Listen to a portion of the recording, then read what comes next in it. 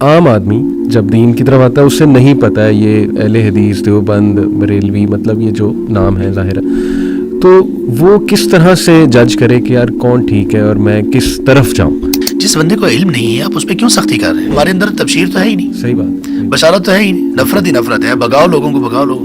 تو اس فیز میں کیسے یہ ڈر ختم کیا جائے کہ فیملی والے مجھے پتہ نہیں کیا کہیں گے یا میرے دوست نہ چھوٹ جائیں؟ نوجوانوں کے اس سلسلے میں زیادہ تر ایشو یہ ہوتا ہے کہ یار فلاں کو کیسے چھوڑوں، بندی بڑی میرے قریب تھی، بڑے ہم نے وعدے کر رکھے تھے، جھیل کے کنارے بیٹھ کے بڑے پتھر پھینکے ہوئے تھے، ہر پتھر پہ قسم کھا رکھی تھی، تو ہم کیسے میں کیسے سروائیو کروں گا؟ دین آسان ہے یا دین بہت مشکل ہے؟ کیونکہ جب ایک بندہ دین کی طرف آتا ہے تو ظاہر ہے کہ اس کو کلیئرلی پتہ ہونا چاہیے کہ میں کیا چوائس اختیار کر رہا ہوں اور مجھے کیا کیا چیلنجز جو ہے وہ آ سکتے ہیں۔ جب آپ دین کی طرف آئیں تو پہلی چیز یہ ہے کہ دین سیکھنا شروع کر دیں، دوسری چیز یہ ہے کہ مینٹور اپنا کوئی دیکھیں، اور تیسرا یہ کہ اپنی کمپنی کبھی نہ چھوڑیں۔ اس کے کیا طریقے ہیں؟ ایمان کو مضبوط کرنے کے کیا طریقے ہیں؟ کبھی بھی رائے قائم کرنے میں جلدی نہ کریں کسی کے بارے میں، وقت دیں۔ بسم اللہ الرحمن الرحیم، الحمدللہ والصلاۃ والسلام علی رسول اللہ وعلی آلہ وصحبہ اجمعین، رب اشرح لی صدری ویسر لی امری واحلل عقدۃ من لسانی یفقہوا قولی۔ السلام علیکم ورحمۃ اللہ وبرکاتہ۔ آج کا پوڈ کاسٹ بھی بہت اسپیشل ہے الحمدللہ، کیونکہ آج میں ایک ایسا ٹاپک ڈسکس کرنے والا ہوں جس کے ہمیں بہت سے سوالات آتے ہیں۔ ماشاءاللہ ینگسٹرز جو دین میں اب انٹرسٹ لے رہے ہیں اور دین سیکھنا چاہتے ہیں، پڑھنا چاہتے ہیں، تو وہ چاہتے ہیں کہ انہیں ایک ڈائریکشن ملے اور کچھ گائیڈ لائنس ملے کہ فرام ویئر ٹو بگن، کہاں سے سٹارٹ کریں، کس طرح سے اس جرنی کو لے کر چلیں اور کس کے ساتھ کنیکٹ ہوں۔ تو بڑے ویلڈ سوالات ہمارے پاس آتے ہیں ینگسٹرس کے، سو آئی جسٹ تھاٹ کہ why not ask a proper scholar these questions. So ماشاءاللہ I am honoured to have Sheikh Abdul الجبار بلال بھائی ایٹ مائی شو۔ شیخ عبد الجبار بلال بھائی سے ماشاءاللہ بہت پرانا تعلق ہے، اور شیخ اذان انسٹیٹیوٹ میں بھی ماشاءاللہ اپنی ورک شاپس اور اپنے کورسز ڈیلیور کرتے ہیں، اور ماشاءاللہ کافی دین کے حوالے سے اس وقت خدمات جاری ہیں۔ تو میں انشاءاللہ ان کی مصروفیت ان سے پوچھنا چاہوں گا ابھی۔ السلام علیکم ورحمۃ اللہ وبرکاتہ۔ وعلیکم السلام ورحمۃ اللہ وبرکاتہ۔ کیسے ہیں شیخ؟ خیریت سے ماشاءاللہ؟ شیخ کیسی مصروفیت ماشاءاللہ آپ کی آج کی؟ مصروفیت آج کی تو آپ کے ساتھ ہے، کل کا بتائیں گے۔ گزرے ہوئے کل کی یہ تھی کہ الحمدللہ ابھی چند ماہ پہلے 3 ماہ تقریباً ہو چکے ہیں، میں نے پی ایچ ڈی کا تھیسس اپنا سبمٹ کروایا۔ اچھا، تو اس کے بعد تھوڑا سا ہلکا محسوس کر رہا ہوں۔ زبردست ماشاءاللہ۔ ابھی سمجھ لیں کہ میں چھٹی پہ ہوں، ذرا گھوم پھر رہا ہوں۔ زبردست ماشاءاللہ۔ تو ویسے شیخ آپ کی کیا مصروفیت اسلام آباد میں جو ہے وہ؟ مصروفیت اسلام آباد میں زیادہ تر اپنا جو انسٹیٹیوٹ ہے شفا انسٹیٹیوٹ، اس نام سے ہم نے شروع کیا ہوا الحمدللہ۔ زبردست ماشاءاللہ۔ تو وہاں پر زیادہ مصروفیات ہوتی ہیں، کچھ کلاسز چل رہی ہوتی ہیں، کچھ آن لائن ویبینارز چل رہے ہوتے ہیں، اور وہاں پر بھی لوگوں کا آنا جانا رہتا ہے، کچھ کاؤنسلنگ کے لیے، کچھ خاندان سے ریلیٹڈ ایشوز، ان لوگوں کا آنا جانا ہے۔ اب سے کچھ پہلے تک چونکہ وہ میری مصروفیات تھیسس کی طرف تھی، ساری پوری توجہ اسی طرف تھی، تو زیادہ تر میں اسی میں ہی مشغول تھا۔ اب اور ساتھ کچھ آن لائن کچھ کلاسز چل رہی تھیں۔ اب الحمدللہ یہ ہے کہ اس کے بعد سے میں پاکستان میں کم ہوں، واحد تھا کچھ زیادہ مکہ وغیرہ میں، تو آگے پراپر مصروفیات انشاءاللہ اس کے بعد شروع ہوں گی، لیکن اسی سے متعلق ہوں گی، پڑھنے اور پڑھانے سے متعلق۔ چلیں زبردست، بارک اللہ شیخ۔ تو آج کا ٹاپک شیخ جیسے آپ کو پتہ ہے بڑا امپورٹنٹ ٹاپک ہے، اور بلکہ میں 2007 میں جب خود بھی دین کی طرف آیا، اس سے پہلے مجھے کچھ بھی نہیں پتا تھا ٹو بی آنیسٹ۔ جیسے ایک روایتی فیملی ہوتی ہے سب کانٹیننٹ کی کہ ماں باپ نے بس یہ کہ قاری صاحب ایک بچپن میں آئے، انہوں نے قرآن سکھا دیا، اس کے بعد کبھی کھول کے بھی نہیں دیکھا، اور یہ کہ کبھی نماز پڑھ لی کبھی نہیں پڑھ لی۔ ماشاءاللہ امی ترغیب دیتی تھیں نماز پڑھنے کی، لیکن یہ کہ جو صحیح شعوری ایک پیدائش کہہ لیجیے، وہ جب میں یونیورسٹی میں سیکنڈ ایئر میں تھا اپنی غلام اسحاق خان انسٹیٹیوٹ میں، تو ماشاءاللہ میں نے تو شیخ قرآن سے سٹارٹ کیا تھا، مطلب پرسنلی میں اپنا بتا رہا ہوں، قرآن کے ترجمے سے الحمدللہ، اور قرآن کی تلاوت بہت سننا شروع کر دی، تو اس کے میں نے جو کمال اثرات دیکھے ماشاءاللہ۔ لیکن آپ کے خیال میں کہ ایک بندہ جب دین کی طرف آتا ہے یا آنا چاہتا ہے، تو وہ یہ سوال کرتا ہے کہ میں عربک سیکھوں، میں قرآن سے سٹارٹ کروں، کوئی اخلاقیات کی کتاب پڑھوں، سیرہ کی کتاب پڑھوں، کیا میں کر سکتا ہوں اور کس طرف میں جاؤں؟ یہ بھی ایک بہت بڑا چیلنج آتا ہے کہ یار اتنے فرقے ہیں، یہ ہمارا عام آدمی کہتا ہے نا فرقے بہت زیادہ ہیں، تو میں کس طرف جاؤں؟ مجھے سمجھ نہیں آ رہی۔ تو پہلے تو میں پوچھنا چاہوں گا شیخ آپ کا کیا ایکسپیرینس ہے کہ جب ایک بندہ نیا آتا ہے دین میں، اس کو کیا چیلنجز آ سکتے ہیں، اور یہ کہ جو پہلا سوال میں نے پوچھا کہ فرام ویئر ٹو بگن، کہاں سے جو ہے وہ سٹارٹ کیا جائے؟ محمد علی بھائی، سب سے پہلے تو یہ ہے کہ ٹاپک انتہائی اہم ہے، خاص طور پہ ہماری یوتھ کے لیے، اور وہ ینگسٹرز جو اس ایج میں الحمدللہ، اور ایک عرصے سے آپ زیادہ بہتر جانتے ہیں کہ یوتھ بہت اس طرف اٹریکٹ ہو رہی ہے الحمدللہ، بلکہ دین کو انجوائے کر رہی ہے یوتھ، آپ یہ کہہ لیں الحمدللہ. خاص طور پہ اس میں ایک بڑا کردار ہے یوتھ کلب کا کہ انہوں نے ایک ٹچ دیا ہے بڑا ہی، ایک جس کو ہم کہہ سکتے ہیں کہ ایک جوائبل لائف آپ کیسے اس کو انجوائے کر سکتے ہیں الحمدللہ. اللہ تعالیٰ اس کو خیر پر رکھیں. تو جب یہ بہت زیادہ لوگوں کی ٹریفک ہوتی ہے اس طرف دین کی طرف آنا، تو پھر بہت سارے مسائل جنم لیتے ہیں. یہ ٹاپک اس اعتبار سے بھی اہم ہے کہ شیطان جن 5 جگہوں پر ایک بندے کے لیے صحیح جو ایمبش لگاتا ہے نا، ان میں سے ایک یہ ہے کہ جب بندہ یہ چاہتا ہے کہ میں اسلام میں تو ہوں پہلے سے ہی، اب مجھے عمل کی طرف آنا ہے اور اب مجھے پریکٹس کی طرف آنا ہے، تو یہاں پہ شیطان کہتا ہے کہ ایک دفعہ پورا زور لگا دو کہ یہ بندہ کسی طرح سے پیچھے ہٹ جائے. اور وہ زور کیسے لگاتا ہے؟ کچھ اس بندے کو تھوڑا سا کرتا ہے کہ آپ کدھر جا رہے ہو، ساری آپ کی تفریح ختم ہو جائے گی، ساری انٹرٹینمنٹ ختم ہوگا، خوف، وسوسے. اور وہ 2 چیزیں ہوتی ہیں جو اس کی مرغوبات ہوتی ہیں نا، جو چیزیں اس کو پسند ہوتی ہیں، اس سے پہلے پسند تھی، وہ چھوٹنے کا خوف، اور نئی پابندیاں اپنے اوپر اسلام کی طرف سے جو عائد اس کے ذہن میں ہوتی ہیں کہ یار بہت سخت ہوگا. تو یہ 2 طرح کے خوف اس کو درپیش ہوتے ہیں. تو یہاں پہ شیطان کی بھی کوشش ہوتی ہے، یہاں اس کو وہ وسوسے ڈال رہا ہوتا ہے، اور دوسری طرف وہ ان لوگوں کو بھی وسوسے ڈال رہا ہوتا ہے کہ یار یہ بندہ آیا ہے، اب اس کو آپ نے قابو ایسے کرنا ہے کہ آپ کی طرف رہے کہیں اور نہ جائے. اور یہ چیز بھی ایک کبھی کبھی شیطان کی طرف سے ایسا ایک ہڈن ایک ایسا اٹیک ہوتی ہے نا کہ بندہ کبھی کبھی سبحان اللہ یہ والا دور چلا جاتا ہے. تو میرا اس حوالے سے یہ ہے کہ جب بھی کوئی شخص اس طرف آنا چاہے تو اس کو سب سے پہلے تھوڑا سا اپنے آپ کو ٹائم دینا چاہیے. ٹائم اس اعتبار سے کہ وہ تنہائی میں بیٹھ کے یہ سوچے کہ اگر میں کوئی بھی ایسا کام کرنا شروع کروں جو کام میں پہلے نہیں کر سکا تھا، یا میں کوئی کام سیکھنا چاہتا ہوں، یا میں کسی فیلڈ میں آگے بڑھنا چاہتا ہوں، تو میں کیا کرتا ہوں سب سے پہلے. اس کی ایگزامپل میں آپ کو یہ دیتا ہوں کہ ایک شخص ہے، وہ کسی الیکٹریکل انجینئر کے پاس جاتا ہے اور کہتا ہے کہ میں آپ کے ساتھ یہ کام کرنا چاہتا ہوں. کوئی شخص ہے وہ کمپیوٹر سے ریلیٹڈ کسی شخص کے پاس جاتا ہے اور وہ کہتا ہے کہ میں کمپیوٹر سے ریلیٹڈ کچھ کام کرنا چاہتا ہوں. تو سب سے پہلے وہ یہ کرتا ہے کہ اس کے ٹولز، جو بنیادی ٹولز ہیں، انسٹرومنٹس ہیں، ان کے بارے میں معلومات حاصل کرتا ہے. اسی طرح یہ جو شخص ہے جب وہ دین کی طرف آتا ہے تو اس کو یہ چاہیے کہ وہ بنیادی چیزوں کا، جو آپ یہ سمجھ لیجیے کہ کسی کام کو شروع کرنے کے ٹولز ہوتے ہیں، انسٹرومنٹس ہوتے ہیں، اور بنیادی چیزیں ہوتی ہیں یا بنیادی ٹرمینالوجیز ہوتی ہیں، ان کے بارے میں اچھی طرح سے معلومات حاصل کرے. اس کے ذہن میں سب سے پہلے یہ ہونا چاہیے کہ میں کہاں جا رہا ہوں، اور اس کا جواب یہ ہوگا دین. دوسرا سوال اس کو، یہ تنہائی کی باتیں اس کی بالکل الگ بیٹھ کے وہ سوچے، اگر میں دین کی طرف آ رہا ہوں، اللہ کی طرف اور رسول کی طرف آ رہا ہوں، تو اللہ کون ہے؟ اس کا سب سے پہلا سوال اپنے آپ سے ہونا چاہیے. اللہ کون ہے؟ رسول کون ہے؟ اللہ اور اس کے رسول کی پہچان سے دین کی پہچان سامنے آ جائے گی. یہ اس کا خود بخود ایک آنسر ہے کہ اللہ کون ہے، رسول کون ہے، دین سامنے آ جائے گا. اللہ اور اس کے رسول کی پہچان ہی دین ہے. اللہ کے کیا حقوق ہیں، رسول کریم صلی اللہ علیہ وسلم کے کیا حقوق ہیں. بس اب یہ جب یہ سوچ لے، اس کے بعد پھر یہ اپنا راستہ جب سیٹ کرے گا، بنیاد یہ ہوگی، تو انشاءاللہ پھر امید ہے کہ شیطان بھی کوئی زیادہ اس کو تنگ نہیں کر پائے گا. اور بہت سارے لوگ جو معاشرے میں اس ٹریپ میں ہوتے ہیں جو شیطان کا پہلے میں نے ذکر کیا، وہ بھی انشاءاللہ اس کو نقصان نہیں پہنچا پائیں گے. بہترین ماشاءاللہ شیخ. یہ جو آپ نے شیطان کے ٹریپس کی بات کی ہے نا، مجھے یاد آ گیا کہ جب میں دین کی طرف آیا تھا تو واقعی شروع میں نا یہ خوف ہوتا تھا کہ یار دوست چھوٹ جائیں گے یا دوست چھوڑ کے چلے جائیں گے. دوسرا فیملی کا بھی ایک پریشر ظاہر ہوتا ہے. فیملی والے وہ طرح کی باتیں کرتے ہیں، تانے دیتے ہیں کہ یہ دیکھو جی یہ طالبان بن گیا، یا پتہ نہیں اب یہ کیا کرے گا، ایکسٹریمزم کی طرف جو ہے وہ جا رہا ہے. تو یہ شیخ بڑا ہمیں سوال ایک کامن آتا ہے کہ فیملی والوں کو کیسے ہینڈل کریں، کیونکہ زیادہ تر لوگ نا غصے ہو جاتے ہیں جب شروع میں وہ دین کی طرف آتے ہیں نا، تو بہت زیادہ جوش، جیسے وہ ہم ایک مثال دیتے ہیں کہ جیسے کوکا کولا کی جھاگ بلڈ ہوتی ہے اور اس کے بعد بیٹھ جاتی ہے. تو وہ فیز بڑا اس میں ٹف ہے ہینڈل کرنا اپنے ایموشنس کو، کیونکہ آپ وہ چیزیں دیکھ رہے ہوتے ہیں جو ڈائریکٹ اسلام کے خلاف جا رہی ہیں.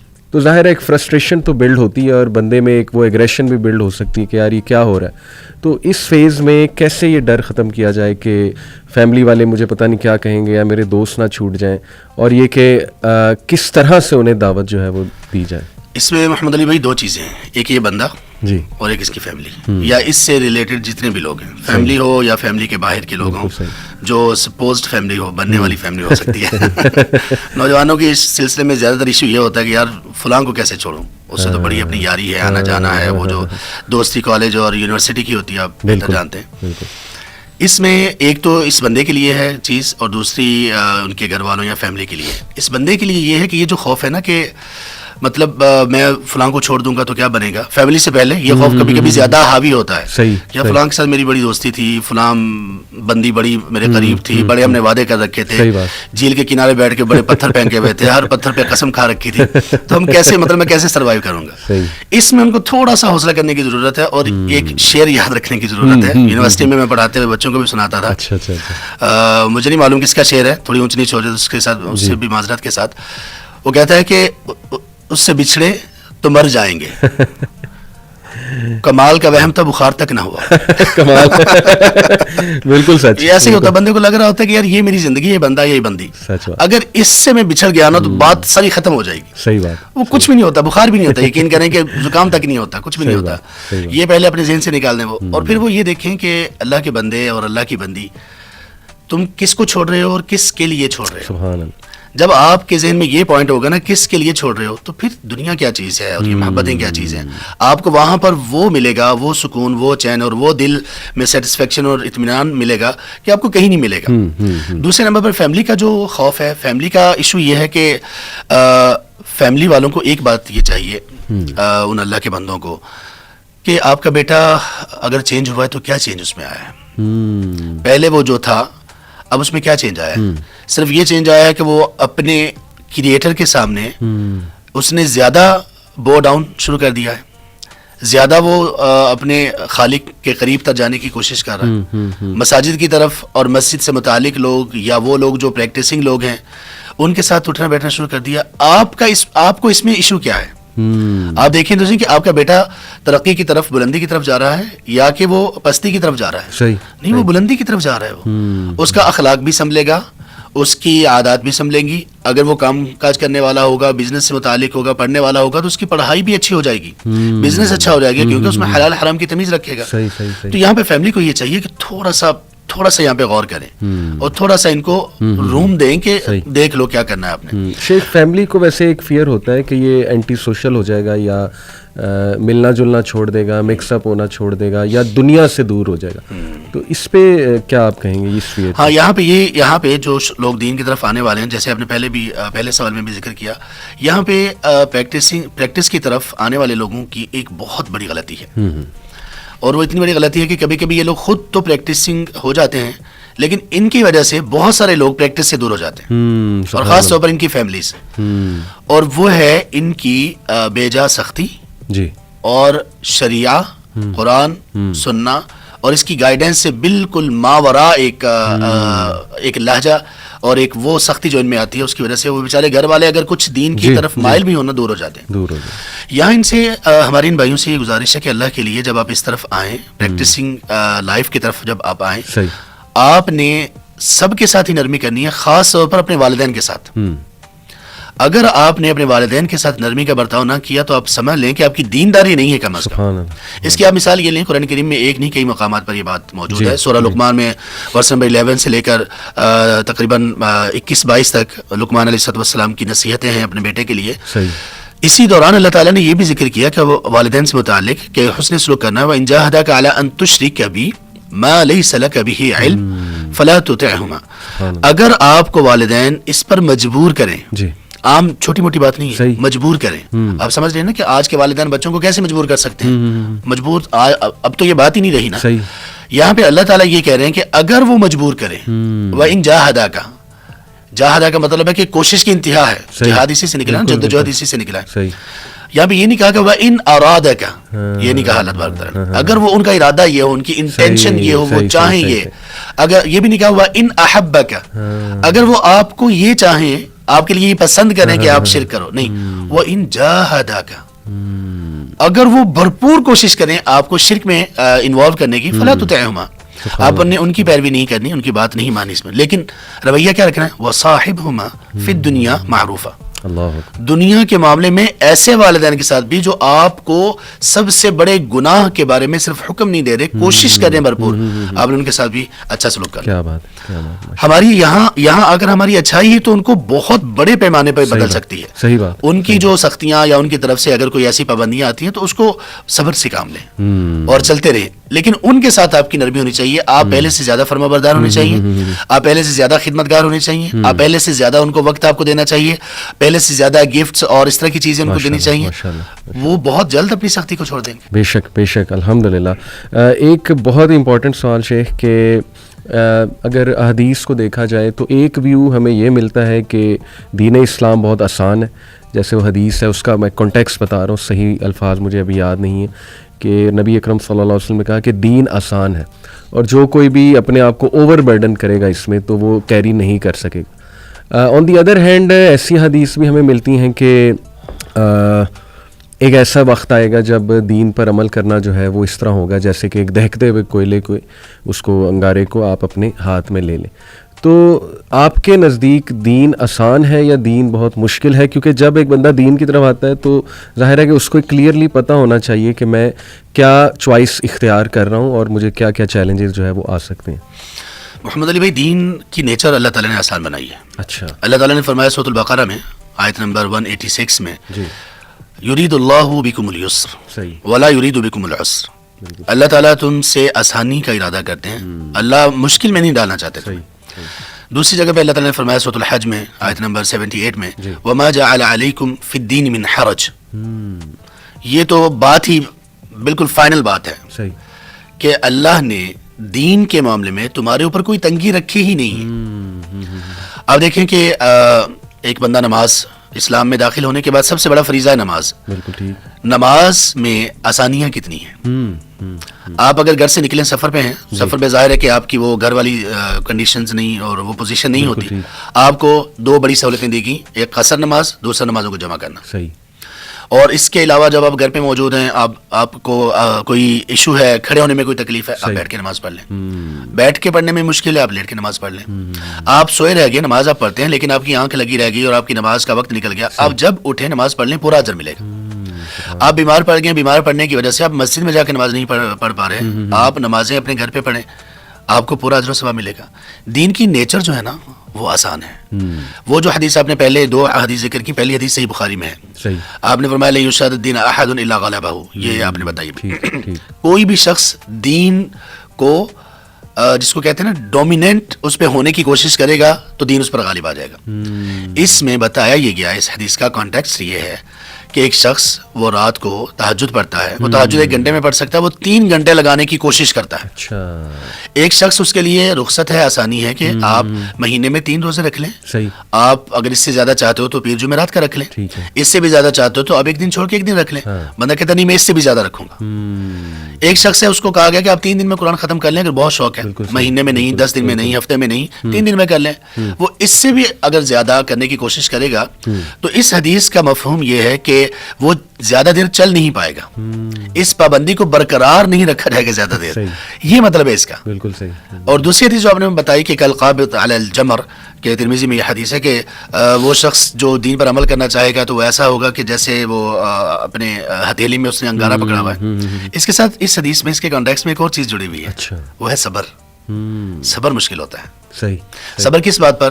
آپ کا اپنی آئیڈینٹی پر رہنا, دین کی آئیڈینٹی پر رہنا. بالکل ٹھیک. اس دور میں جب آپ کو آپ کے مسلمان لوگ دین پر پریکٹس کی وجہ سے بہت سٹرینج فیل کریں, وہ کہیں یہ تو سٹرینجر ہے یار, کہاں سے آ گیا بھائی, کہاں سے داڑھی رکھ لی بھائی آپ نے یہ کیسا حلیہ اپنا لیا, کن لوگوں کے ساتھ اٹھتے بیٹھتے ہو, گھر والے بھی یہ کہہ رہے ہوتے ہیں. اس دور میں اپنے آپ کو آپ یہ سمجھ لیجئے کہ یہ بگنرز کے لیے یہ حدیث بڑی اہم ہے کہ صبر ان کو کرنا ہوگا اور دین پر جم کے رہنا ہوگا.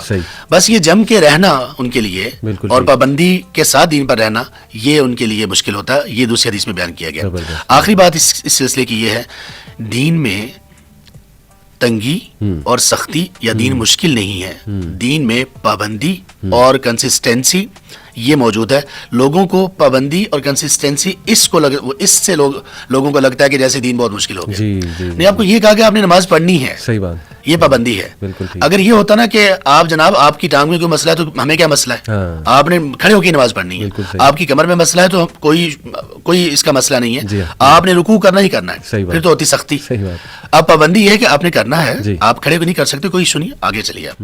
زبردست شیخ. اس پہ میں ایک مثال بھی اسٹوڈنٹس کو دیتا ہوتا ہوں کہ دیکھو دن میں 1440 منٹس ہوتے ہیں, 24 گھنٹے یعنی 1440 منٹ. تو تم اگر ایک نماز کا چلو 15 منٹ لگا لو, 15 منٹ میں مطلب عام بندہ نماز جو ہے وہ پڑھ لیتا ہے, تو یہ 75 منٹ جو ہے وہ بنتے ہیں. اب یہ 1440 منٹ کا کتنواں حصہ ہے 75 منٹس, یعنی 7% میں بھی 8%. تو میں انہیں کہتا ہوں کہ تمہاری جو جاب ہے وہ تو 50% آف دا ڈے تمہارا مانگ رہی ہے, یعنی 11 سے 12 گھنٹے کی جاب ہوتی ہے. انسان نکلتا ہے, کماتا ہے, اور وہ ضرورت ہے اس کی, ظاہر ہے. تو کیسے دین مشکل ہے کہ 7% صرف تم سے دن میں مانگا جا رہا ہے, حی علی الصلاح حی علی الفلاح. تو یہ اصل میں سمجھتا ہوں کہ شیطان کا ایک بہت بڑا ایک ہتھیار ہے کہ وہ یہ فیل کرے کہ نہیں یار پابندیاں بڑی ہیں اور بہت زیادہ جو ہے نا مشکل ہوگی. ہاں, ان کے لیے نا میرا خیال یہ شاید ان میں سے کوئی بندہ آپ کو جواب دے کہ نہیں محمد علی بھائی ہم 7% نہیں 30% نکال سکتے ہیں نماز کے لیے, لیکن صرف نماز نہیں ہے. آفس میں جاتے ہیں تو ادھر سے کوئی لہرا کے آ رہا ہوتا ہے, کوئی ادھر سے لہرا کے آ رہا ہوتا ہے, اور کوئی ادھر سے فتنہ, کوئی ادھر سے نظر بچانا مشکل ہو جاتا ہے. پھر کوئی ڈیل آپ کی ہو رہی ہے تو اس میں اصل میں یہ چیزیں لوگوں کو کبھی زیادہ مشکل لگتی ہے. نماز بھی کبھی کسی کے لیے مشکل ہو جاتی ہے. تو بہرحال یہ کہ اس کے باوجود بھی آپ کا ٹائم بہت کم لیتا ہے دین, اور آپ کو جو دیتا ہے وہ دیتا ہے صبر, جس میں وہ کل قابض الجمر ہے نا کہ انگارہ پکڑنے کی مترادف ہے. اب صبر جو ہے نا وہ ہم عام طور پہ تو یہ سمجھتے ہیں کہ صبر کا مطلب یہ کہ کوئی مصیبت آئی تو آدمی صبر کرے. نہیں, صبر یہ تو اس کی ایک قسم ہے. اس کی بنیادی 2 اقسام یہ ہیں کہ نیکی پر صبر, برائی سے صبر. اور یہ بھی کہ لوگوں کی طرف سے جو تانے آئیں گے اس پہ بھی وہ ظاہر وہ تیسری کیٹیگری میں وہ آ جائے گا. بالکل بالکل زبردست. شیخ ایک بڑا امپورٹنٹ سوال یہ بھی اسی سے ہے جو ماں باپ کو ایک خدشہ ہوتا ہے نا, کہ بلکہ کسی حد تک نا میں سمجھتا ہوں کہ ٹرو بھی ہے. میں نے دیکھا ہے کہ جب ایک بندہ نیا دین کی طرف آتا ہے تو بہت ہائیلی موٹیویٹڈ ہوتا ہے, تو وہ نا ہر وقت ہی دین کی بات اور ہر محفل میں ہی دین کی بات. میں ایک کتاب پڑھ رہا تھا شیخ, اس میں میں نے ایک بڑی عجیب بات پڑھی, مجھے عجیب لگی اس وقت, شروع کی بات ہے, میں دین میں آیا. اس میں ابن مسعود رضی اللہ عنہ کا ایک کال انہوں نے رائٹر نے لکھا ہوا تھا کہ انہوں نے ایک صحابی کو نصیحت کی تھی کہ دیکھو لوگوں کو 3 دن سے زیادہ نصیحت نہ کرو, ادروائز وہ بور ہو جائیں گے. مطلب یہ الفاظ پڑھ کے میں بڑا حیران ہوا. تو یہ بھی ایک شکایت آتی ہے نان پریکٹسنگ کہہ لیجئے, یا ایسے لوگ جو ابھی دین کی طرف اتنا زیادہ ان نہیں ہیں, وہ یہ شکایت کرتے ہیں کہ یار یہ بندہ ہر وقت ہی مطلب دین کی بات لے کر بیٹھ جاتا ہے تو ہم بور ہو جاتے ہیں اس کی محفل میں. تو سیرت ہمیں کیا بتاتی؟ رسول اللہ صلی اللہ علیہ وسلم عام باتیں بھی کرتے ہوں گے, صحابہ سے مکس اپ بھی ہوتے تھے, ہر وقت ظاہر ہے کہ ترغیب یا واز تو نہیں کیا جا سکتا. اس پہ ذرا روشنی ڈالیں. اس کے بھی محمد علی 2 حصے ہیں, 2 اس کی اطراف ہیں, ڈائمینشنز اس کی 2 ہیں. ایک اس شخص کی طرف سے کہ اس کو غلط فہمی ہوئی ہے جو یہ ہر وقت جو کر رہا ہے, اور اس سلسلے میں جو آپ نے حدیث کوٹ کی وہ اس کا مفہوم کچھ جاننے کی کوشش کرتے ہیں. اور دوسرا یہ ہے کہ اس کی دوسری ڈائمینشن یہ ہے کہ لوگوں کو جو یہ بات بتا رہا ہے لوگ اس کو کس حوالے سے لیتے ہیں اور کیسے لینا چاہیے. پہلی جو بات ہے نا جو حدیث آپ نے ذکر کی عبداللہ ابن مسعود رضی اللہ عنہ کی, اس کی اصل ہے نبی صلی اللہ علیہ وسلم کا عمل, آپ کی پریکٹس. بالکل ٹھیک. اچھا, اس میں 2 چیزیں, ایک ہے نصیحت. عبداللہ ابن مسعود رضی اللہ عنہ نے یہ کہا تھا لوگوں کو کہ ہر روز اس طرح سے, ان کے کہنے کا مطلب یہ تھا کہ ہر روز لوگوں کو بیٹھ کے نصیحت نہ کرنے لگ جایا کرو. بالکل ٹھیک. رسول کریم صلی اللہ علیہ وسلم ہمیں نصیحت کے لیے ایک گیپ دیا کرتے تھے. آپ صلی اللہ علیہ وسلم یہ ایک اہتمام کرتے تھے کہ روزانہ نصیحت نہ ہو. اچھا, اب یہاں پہ 2 چیزیں ہیں, ایک ہے نصیحت, ایک ہے تعلیم. تعلیم رسول کریم صلی اللہ علیہ وسلم روزانہ دیتے تھے. اب ہمارے اسکولوں میں دیکھیں 5 دن کم از کم تو ہوتی ہے نا, تعلیم ہوتی ہے 5 دن. اب رسول کریم صلی اللہ علیہ وسلم صحابہ کو روزانہ کچھ نہ کچھ تو بتاتے تھے. نصیحت یہاں پہ جس سے منع کیا گیا نا وہ یہ ہے کہ بٹھا کے کہنا یار یہ نہیں, ایسا نہیں, ایسا کرو, ایسا نہیں, ایسا کرو, یہ چیز اس کو نہیں کرنا آپ نے بار بار, کیونکہ انسان اکتا جاتا ہے. اور پھر بہت لمبی چوڑی باتیں کرنا, اس میں بھی آپ کو پتا ہے کہ انسان کی جو کنسنٹریشن ہے کب تک ڈیولپ رہتی ہے, اور اس کے بعد وہ پھر لیگ کرنا شروع کر دیتی ہے. اچھا, اس کا دوسرا پہلو یہ ہے کہ یہ جو کچھ لوگوں کی طرف سے یہ بھی کہا جاتا ہے کہ آپ ہر بات میں دین کو لے آتے ہو. دین کی نصیحت اور چیز ہے, ہر بات میں دین کو لانا اور چیز ہے. ٹوٹلی ڈفرینٹ چیزیں دو. بالکل صحیح. ان کو مکس اپ نہیں کرنا چاہیے. مکس اپ کیا تو ہم دین سے دور ہوں گے. بالکل صحیح. ہم نے ہر وقت نصیحت نہیں کرنی, لیکن ہر وقت ہم نے یہ خیال کرنا ہے کہ دین مجھے گائیڈ کیسے کرتا ہے. یہ بھی آپ کو دین ہی کہتا ہے کہ آپ نے دین کے بارے میں نصیحت ہر وقت نہیں کرنی, یہ بھی دینداری ہے. صحیح. آپ گھر میں بیٹھے ہوئے ہیں, فیملی میٹر کو ڈسکس ہو رہا ہے, آپ اس میں پوری توجہ سے سنیں, اپنا رول پلے کریں, اور آپ سب سے زیادہ ایکٹیولی اپنا رول پلے کریں. یہ دین ہے. زبردست زبردست. آپ نے کہیں گھومنے پھرنے جانا ہے, پروگرام بن رہا ہے, آپ نے پہلے کہا تھا نا کہ یہ سوشل نہیں رہتے. مطلب وہ کیسا دیندار ہے جو سوشل نہیں رہتا؟ صحیح صحیح. ہاں, اگر سوشل ہونے میں آپ کو کوئی ایسی چیزوں کا سامنا جو آپ کو حرام کی طرف لے کر جانے والی ہیں, وہ بالکل ٹوٹل ایک الگ سینیریو ہے. بالکل اس کے الگ احکامات ہیں. ورنہ آپ کو کس نے میرے بھائی کہا کہ آپ نے سوشل نہیں ہونا؟ آپ کو کون سے دین نے یہ سکھایا؟ رسول کریم صلی اللہ علیہ وسلم کس معاشرے میں تھے؟ پوری زندگی آپ نے کس معاشرے میں گزاری؟ آپ اپنی زندگی کے آخری مہینوں میں ایک یہودی کے گھر جا کر یہودی کے ایک بچے کی تیمارداری کر رہے ہیں. سبحان اللہ. یہود مطلب جن کے بارے میں یہ کہا گیا خالف الیہود والمجوس, خالفو, یہاں پر یہ بھی کر رہے ہیں. صحیح صحیح. مومن سوشل نہیں ہوگا تو کون سوشل ہوگا؟ بہترین. مومن سے زیادہ کون سوشل ہو سکتا ہے پوری دنیا میں؟ یہ تو ایک انٹرنیشنل اور ایک پورا عالمی ایک دین ہے. بالکل صحیح. ہمیں تو سبحان اللہ اپنوں کے ساتھ نہیں بلکہ بیگانوں کے ساتھ بھی ہمیں تعلق بڑے اچھے سے استوار کرنے. تو یہ سب چیزیں کہے بغیر دین ہوں گی. ہر چیز میں دین ہوگا, لیکن اس کی نصیحت جو ہے نا وہ الگ الگ مقامات پر وہ ہوگی وقفے کے ساتھ. بہترین ماشاءاللہ. کیونکہ آج سوشل میڈیا کے دور میں شیخ اتنا کنٹینٹ آ رہا ہے, اتنی انفارمیشن اور نصیحت آ رہی ہے نا, یعنی ڈیلی کو 10-12 اسٹیٹسز آ رہے ہیں, تو وہ پتہ ہوتا ہے کیا, سائیکولوجیکلی اسپیکنگ وہ نصیحت جاتی رہتی ہے اور پچھلی اوور رائٹ ہو جاتی ہے. اس کو ہم انٹرنلائز ہی نہیں کر پاتے, اپلائی نہیں کر پاتے, پھر وہ اگلی بات پڑھ لیتے ہیں, پھر اگلی بات پڑھ لیتے ہیں. تو آپ نے بالکل ٹھیک کہا کہ دیکھیں نبی اکرم صلی اللہ علیہ وسلم وقت دیتے تھے تاکہ وہ چیز انٹرنلائز ہو جائے, اس پہ عمل جو ہے وہ اس کی طرف آنے کی جو ہے وہ کوشش کی جائے. محمد بھائی یہاں پہ ایک پوائنٹ بڑا اہم پوائنٹ ہے جی, وہ یہ کہ یہ جو سٹیٹس وغیرہ لوگوں کی طرف سے لگتے ہیں اور نصیحت کی بہت ساری باتیں آ رہی ہوتی ہیں, ہر بندے کے اپنا ایک الگ میدان ہے, وہ کر رہا ہے. صحیح. اس میں اس کو چلتے رہنا چاہیے. میرے سامنے 10 لوگوں کا کام آ رہا ہے, وہ جو 10 لوگ ہیں ان کے سامنے الگ الگ آڈینس ہے ان کے ذہن کے مطابق, لیکن میں جو ہوں میرے سامنے 10 کا ہی کام آ رہا ہے. اب مجھے کیا چاہیے؟ بالکل ٹھیک. مجھے یہ چاہیے, جیسے شروع میں ہم نے بات کی تھی نا کہ ایسے نوجوان کو, لڑکا ہو یا لڑکی, اس کو کیا کرنا چاہیے وہ جب وہ دین کی طرف آئے؟ اسے سب سے پہلے دین کے سیکھنے کا کوئی اہتمام کرنا چاہیے. دین کا سیکھنا اور کسی مینٹور کا انتخاب کرنا, یہ 2 چیزیں انتہائی ضروری ہیں. اور تیسری چیز اس کی کمپنی. یہ 3 چیزیں ہیں, اس پہ ہم اس کے بعد ڈسکس کریں گے کہ ایک دین کا سیکھنا, دوسرا مینٹور اور تیسرا کمپنی. ٹھیک ہے. اچھا, اب اس کو قرآن کریم میں یہ جو نصیحت کا معاملہ ہے نا, قرآن کریم میں نصیحت دیکھیے کیسے کی گئی. ہم شروع سے شروع کر لیتے ہیں. سورۃ الفاتحہ پہلی سورت ہے, اس میں نصیحت کہاں پر ہے بھلا؟ الحمدللہ رب العالمین سے لے کر غیر المغضوب علیہم ولا الضالین میں آپ مجھے بتائیں کہ نصیحت بلا اس میں کہاں آ رہی ہے؟ اللہ تعالیٰ کی تعریف, یعنی شروع میں 3 آیات اللہ کی صفات ہیں. صحیح. اور سب کی الگ الگ ڈائمینشنز ہیں. صحیح.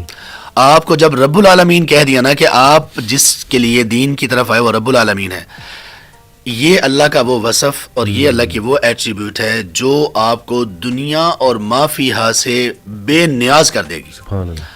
پیدا آپ کو جس نے کیا, اس نے کہا کہ میں ہوں نا, اس نے کہا, یعنی کہنے کا مفہوم یہ ہے, اس نے کہا کہ میں رزاق ہوں. ان اللہ هو الرزاق.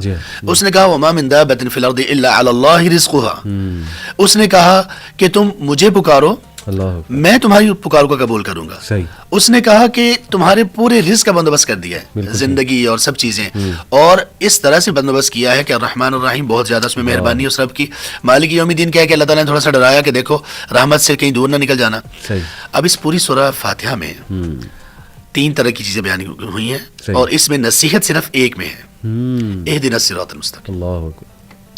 کہ دیکھو نصیحت یہ ہے کہ اگرچہ تمہیں پتہ چل گیا راستے کا بھی, لیکن اس راستے پہ چلنے کی نصیحت تمہیں یہ ہے کہ چلنے کی دعا اللہ سے کرنی ہے. اور آگے الف لام میم کو اگر شروع کریں پہلی 5 آیات میں, نصیحت کہاں پہ ہے؟ نصیحت یہاں پہ ہے اولئک علی ھدی من ربہم واولئک ھم المفلحون. بھائی تم کامیاب ہو.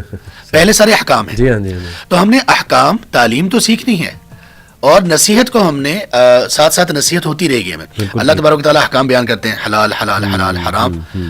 ان اللہ بصیر بما یعملون واللہ بصیر بما یعملون.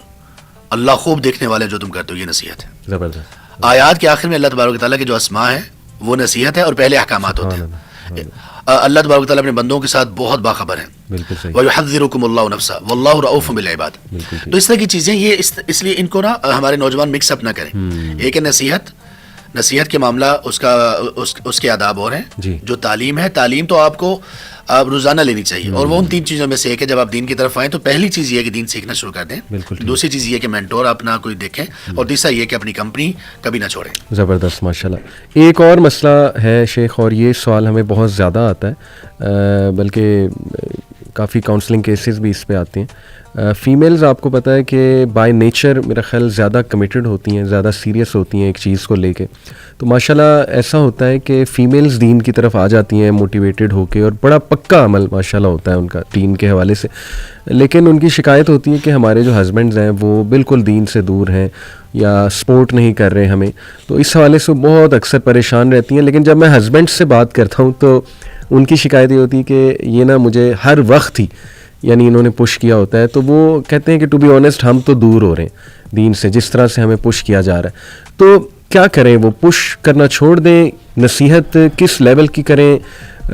یا بالکل ہی صبر کر لیں وہاں پہ اور چانس دیں انہیں کہ بس ٹھیک ہے اللہ ہدایت دے گا؟ دین سیکھنے کے بعد جو مینٹور کی ہم نے بات کی نا، جی جی جی، یہ اسی لیے کی کہ اس طرح کے سارے ایشوز کوئی اسکالر یا صاحب علم یا صاحبہ علم خاتون جب تک وہ ایڈریس نہیں کریں گی اور ان بہن کی تربیت نہیں کریں گی اور ان بھائی کی جو ہسبینڈ ہے ان کی کوئی تربیت نہیں کرے گا، تو تب یہ ایشوز چلتے رہیں گے. صحیح.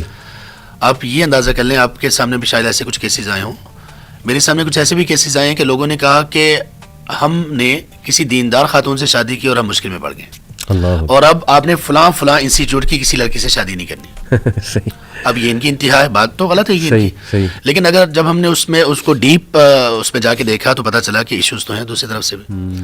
ان ایشوز میں سے ایک ایشو یہ ہے جو آپ نے ابھی بتایا کہ وہ پش اتنا زیادہ کرتی ہیں. اور کئی جگہ پر شوہر واقعی خواتین پش نہیں کرتی، بلکہ وہ اتنے صبر سے کام لیتی ہیں، بیویاں اتنے صبر سے کام لیتی ہیں، خدمت گزاری سب کچھ کرتی ہیں. بس ایک دن انہوں نے رکھا ہوا کہ اس ایک دن میں اتنی سی ایکٹیویٹی دینی اعتبار سے کر لیں، لیکن شوہر اس کی بھی اجازت نہیں دیتا. یہ ایک ٹاپک ہے بالکل الگ ہے یہ. لیکن اگر خواتین میں یہ چیز ہے نا کہ وہ اپنے گھر والوں کو یا خاص طور پر اپنے ہسبینڈ کو ہمیشہ اس پہ پش کرتی رہتی ہیں، تو یہ دین کی حکمت کے اور اس کے دین کے پہنچانے کے آداب کے موافق نہیں ہے یہ. اب یہ ان کو کون بتائے؟ یہ تربیت کی بات ہے، اس میں ان کی تربیت ضروری ہے. بالکل صحیح. سمامہ رضی اللہ عنہ کا واقعہ ہم سب نے سنا ہوگا، جن کو مسجد میں نبی صلی اللہ علیہ وسلم نے ٹھہرایا تھا. 3 دن اس شرک پر قائم بندے کے لیے نبی صلی اللہ علیہ وسلم صرف کیا کرتے تھے؟ آتے تھے، ملاقات کرتے تھے، حال چال پوچھتے تھے اور کہتے تھے کیا ارادہ ہے، اور وہ آگے سے بڑی ہارش بات کرتے اور آپ خاموش ہو کے بلکہ مسکراہٹ کے ساتھ شاید آپ چلے جاتے. زبردست. جب آپ کے سامنے دین کے لیے کوئی بندہ ہارش ہے تو اس میں اگر تو اس کے کوئی ڈاؤٹس ہیں تو ایڈریس کیجئے، اگر ڈاؤٹس نہیں ہے ویسے ہی وہ آپ کے خلاف ہوا ہے پھر یہاں پہ صبر سے کام لیں، خاص طور پر اگر وہ آپ کی فیملی سے ریلیٹڈ کوئی بندہ ہے.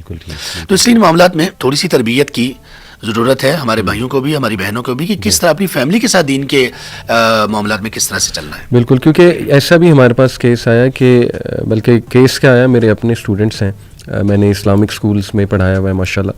تو ایک اسٹوڈنٹ تھا، وہ میری کلاس میں بالکل بھی قرآن کلاس ہوتی تھی ماشاءاللہ، قرآن کا ترجمہ، تو اس میں بالکل ڈی موٹیویٹیڈ اور سر جھکا کے بس لیٹ جاتا تھا اور ایسے جیسے کہ میں نہیں سننا چاہ رہا. تو میں نے اکیلے میں ایک دن اس سے پوچھ لیا کہ یار کیا بات ہے، مطلب قرآن سے کون اس طرح کا رویہ دکھاتا ہے جو تم دکھا رہے ہو، مطلب اچھی چیز بتائی جا رہی. تو اس نے نا دل کھولا اپنا میرے ساتھ اور مجھے سچ بتایا. اس نے کہا کہ سر ٹو بی آنیسٹ میں نا اک چکا ہوں، مطلب یہ الفاظ اس نے کہہ دیے، بڑے سخت الفاظ. لیکن اینی وے اس نے کہا کہ سر میں جب بھی مطلب کہیں ہم پکنک پہ جائیں یا کہیں سفر پہ جائیں یا گھر میں بھی یا ویسے بھی، ہر وقت پیرنٹس چاہ رہے ہوتے ہیں کہ میں قرآن ہی سنوں، قرآن کی تلاوت سنوں، قرآن کی تفسیر سنوں. ہمیں مختلف کلاسز میں وہ لے جاتے ہیں. تو اتنا زیادہ میں نے یہ چیز دیکھ لی اور سن لی کہ اب مجھ پہ اثر جو ہے وہ نہیں کرتی. اسی طرح ایک اور کیس ہے کہ ایک بچے کو ڈیلی اس کی والدہ چاہ رہی تھی کہ تہجد پہ اٹھے. فجر تو ماشاء اللہ پڑھ رہا تھا لیکن ڈیلی جو ہے نا وہ یہ کہ تہجد بھی پڑھے. اب وہ والدہ میں ان کے ساتھ ریلیٹ کرتا ہوں کہ وہ ظاہر ہے پیشنیٹ ہو کے اور ایک اچھی نیت کے ساتھ کہ میرا بچہ بہت زیادہ تگڑا مومن جو ہے وہ بنے. لیکن اس بچے پہ یہ اثر ہوا کہ وہ شیخ آہستہ آہستہ جھوٹ بولنے لگ گیا. والدہ پوچھتی تھی پڑھ لی، وہ کہتا تھا ہاں پڑھ لی، ٹھیک ہے نا، کیونکہ وہ اسے پتا تھا کہ اگر میں سچ بولوں گا تو اس کا پریشر مجھ پہ آئے گا. تو یہ سختیاں تو شیخ موجود ہیں اور اوور برڈن کرنا تو موجود ہے ہماری سوسائٹی میں. اس میں آپ کیا جو ہے وہ کہنا چاہیں؟ سبحان اللہ، یہ محمد علی بھائی، یہ جو ایشو ہے نا، یہ ہر جگہ پر، ہر ایک ریلیشن میں، یا آپ یوں کہہ لیں کہ ہر ایک انسٹیٹیوٹ میں، جی، ہر ایک گھرانے میں، اور ہر جگہ جہاں پہ دو لوگ ہیں وہاں پہ یہ موجود ہے. اور اس کا سبب، بنیادی اس کا سبب یہ ہے، نبی مکرم صلی اللہ علیہ وسلم کی جو بعثت ہے نا، اس کے 4 مقاصد ہیں، یا 4 مقاصد ایک ہی مقصد کے گرد اگرچہ گھومتے ہیں لیکن 4 ہیں. ابراہیم علیہ السلام نے جب اللہ سبحانہ وتعالیٰ سے دعا کی رسول کو بھیجنے کی تو 4 چیزیں ذکر کی، اور اس کو اللہ تعالیٰ نے قرآن کریم میں 3 جگہ پر ذکر کیا ان 4 چیزوں کو. سورہ بقرہ میں آیت نمبر 129 میں، اور پھر سورہ آل عمران میں بھی، اور سورۃ الجمعہ میں بھی. وہ 4 چیزیں کیا ہیں؟ ربنا وبعث فیہم رسولا من انفسہم یتلو علیہم آیاتک ویعلمہم الکتاب والحکمہ ویزکیہم. یہاں پہ پہلے سب سے آخر میں یزکیہم کا لفظ ذکر کیا، اور دوسری جگہ پر سب سے آخر میں سب سے پہلے یزکیہم کا لفظ ذکر کیا. مطلب کیا کہ یعلمہم الکتاب والحکمہ، یتلو علیہم آیاتہ ویعلمہم الکتاب والحکمہ، تلاوت اور تلاوت کی آیات کی تعلیم، یعنی ان کو سمجھنا سمجھانا، حدیث کی تعلیم، ان کو سمجھنا سمجھانا. اس سے پہلے بھی تزکیہ اور اس کے بعد میں بھی تزکیہ. یہ تزکیہ کیا چیز ہے؟ تزکیہ کا ایک رخ تربیت ہے. یہ تزکیہ اصل میں تربیت ہے. تربیت کا کیا مطلب؟ کہ تلاوت آیات کے بارے میں آپ کا رویہ کیسا ہونا چاہیے، تعلیم الکتاب کے بارے میں آپ کا رویہ کیسا ہونا چاہیے، اور تعلیم الحکمہ یعنی تعلیم الحدیث کے بارے میں آپ کا رویہ کیسا ہونا چاہیے. یہاں اب ہم جو ذکر کریں گے سارا بیہیویئرل جو ایک مشکل پیش آئی ہے نا، یہ سارا وہ ہم ڈسکس کر رہے ہیں. تلاوت کتاب تو ہے، اچھی بات ہے، لیکن تزکیہ کے بغیر ہے یہاں پر. اس لیے وہ آپ کا اسٹوڈنٹ وہ فیڈ اپ ہوا تھا کہ میں بالکل اکتا چکا ہوں. رسول کریم صلی اللہ علیہ وسلم جو سب کے سردار ہیں، اللہ تبارک و تعالیٰ کے بعد آپ ہی سب سے بلند ہیں. بے شک. ان لوگوں کو جو امتیوں میں، سارے انبیاء کے تمام امتیوں میں سب سے افضل امتی ہیں، آپ ان کے بارے میں یہ خیال کر رہے ہیں، ان کو بلکہ کہہ رہے ہیں کہ نہیں اتنا زیادہ قرآن نہیں پڑھو. عبداللہ بن عمر کو کیا کہا تھا؟ بھائی وَإِنَّ لِعَيْنِكَ عَلَيْكَ حَقٌّ وَإِنَّ لِجَسَدِكَ عَلَيْكَ حَقٌّ وَإِنَّ لِأَهْلِكَ عَلَيْكَ حَقٌّ. آپ کی آنکھوں کا آپ پر حق ہے عبداللہ، آپ تھوڑا سا کم تلاوت کرو، تہجد تھوڑی سی کم پڑھو. آپ کی بیوی کا آپ پر حق ہے، آپ کے جسم کا آپ پر حق ہے. یعنی ان کو کہنا پڑ رہا ہے کہ تلاوت کم کرو. صحیح. تو یہاں پر وہ تزکیہ کا معاملہ ہم جہاں جہاں پر لیک کریں گے وہاں پر اس طرح کے ایشوز پیدا ہوں گے. اور یہ کبھی کبھی اتنے سیریس ہیں. اب دیکھیں آپ محمد علی بھائی، آپ کے سامنے جب بچے نے یہ بات کی ہوگی، آپ کے دل پہ کیا گزری ہوگی. یعنی آپ یہ سمجھ سکتے ہیں، اور یہ ہو رہا ہے کہ دیندار لوگ دین کے نام پر دین سے دوری کا باعث بنے. یہ بن رہا ہے وَيُزَكِّيهِمْ پر عمل نہ کرنے کی وجہ سے. اور یہ کب ہوتا ہے؟ جب آپ بے مرشدے ہوتے ہیں. اس پر شاید کچھ فتوے بھی آئیں. ویلکم. جب ہم مرشد، کسی کو مرشد نہیں اپنا بناتے، کسی کو اپنا مینٹور نہیں بناتے. وہ آپ کی کوئی تربیت کرنے والا تو ہو، آپ کسی پراپر کسی اہل علم کی مجالس میں تعلیم کا سلسلہ رکھو، تعلیم کے سلسلے کے بعد بھی ان سے ملو، اپنے معاملات کو ڈسکس کرو، تو یہ چیزیں آپ کو بتائیں گے. صحیح.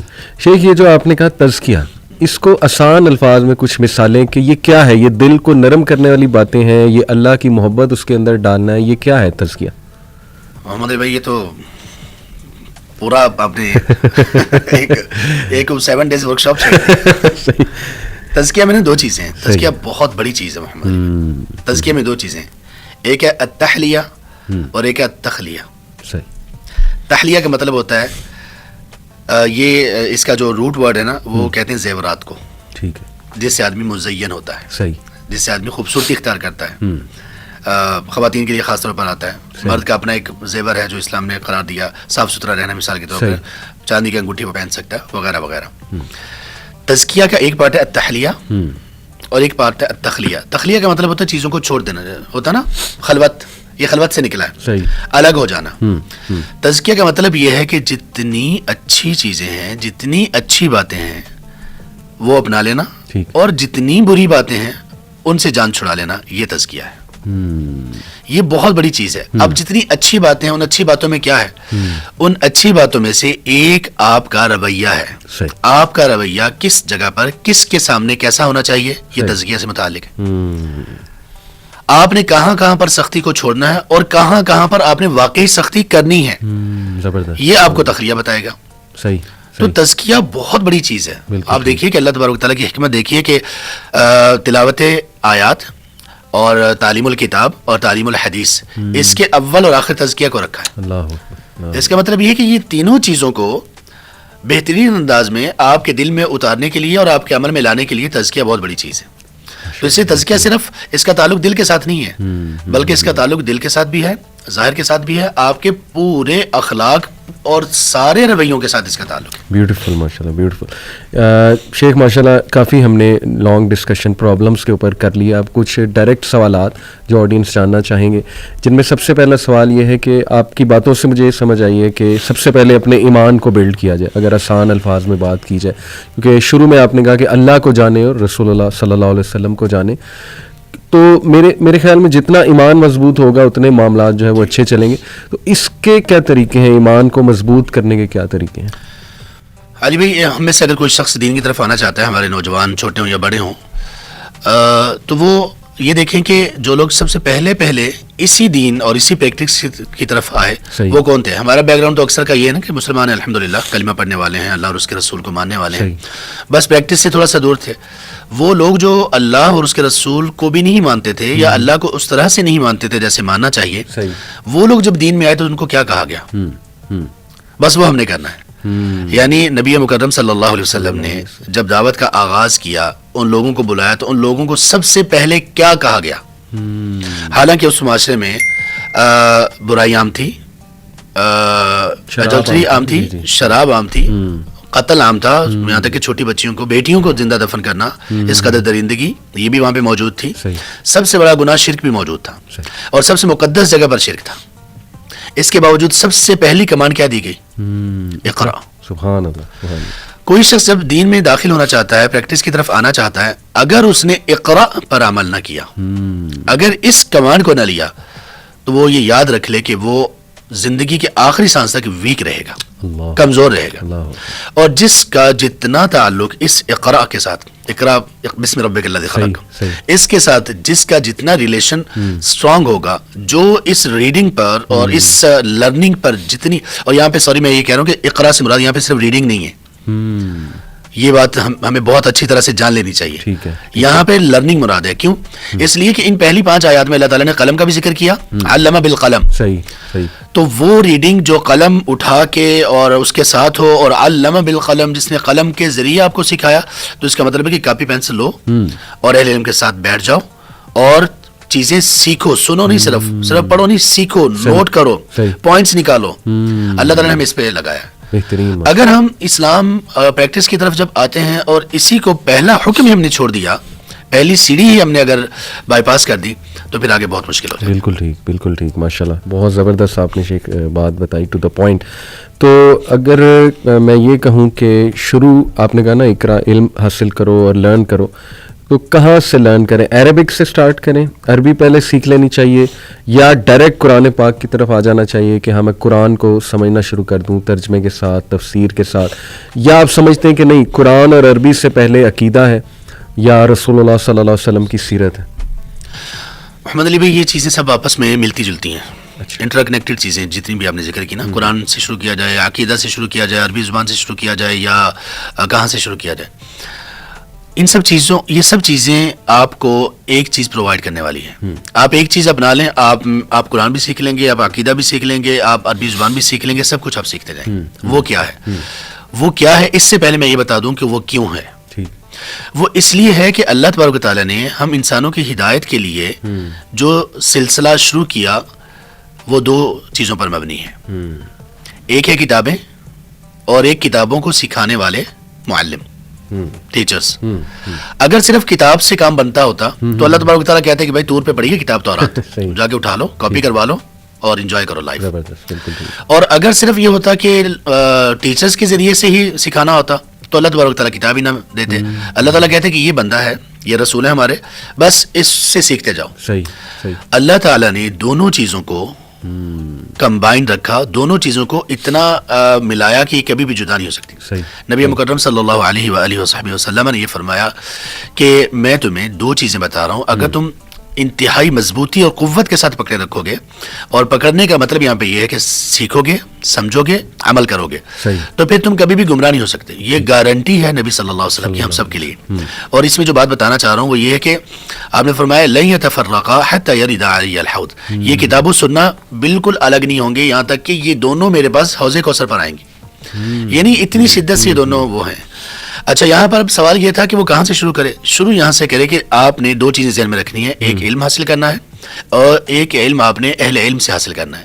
جب آپ اہل علم سے منسلک ہو جائیں گے تب آپ کو اہل علم بتائیں گے اب آپ کس لیول پر ہیں کہ آپ کو ابھی عربی شروع کرنی چاہیے 1 سال کے بعد, آپ کو ابھی سیرہ شروع کرنی چاہیے یا عقیدہ, آپ کو ابھی قرآن کا ترجمہ شروع کرنا چاہیے یا حدیث, آپ کو ابھی قرآن کریم کی سورہ فاتحہ شروع کرنی چاہیے سورۃ الحجرات, آپ کو حدیث کا ابھی باب الادب شروع کرنا چاہیے کتاب الطہارہ, وہ آپ کو بتائے گا. یہ سب کے بارے میں ایک جیسا نہیں ہو سکتا. ممکن ہے کسی بندے کا جو پریکٹس کی طرف ہے عقیدہ بہت اچھا ہو, اسٹرانگ ہو, لیکن وہ اس کی مشکل ہو کہ وہ رویوں میں اچھا نہیں ہے. آپ اس کو پڑھائیں گے بھائی باب الادب سے شروع کرو اور سورۃ الحجرات پڑھو.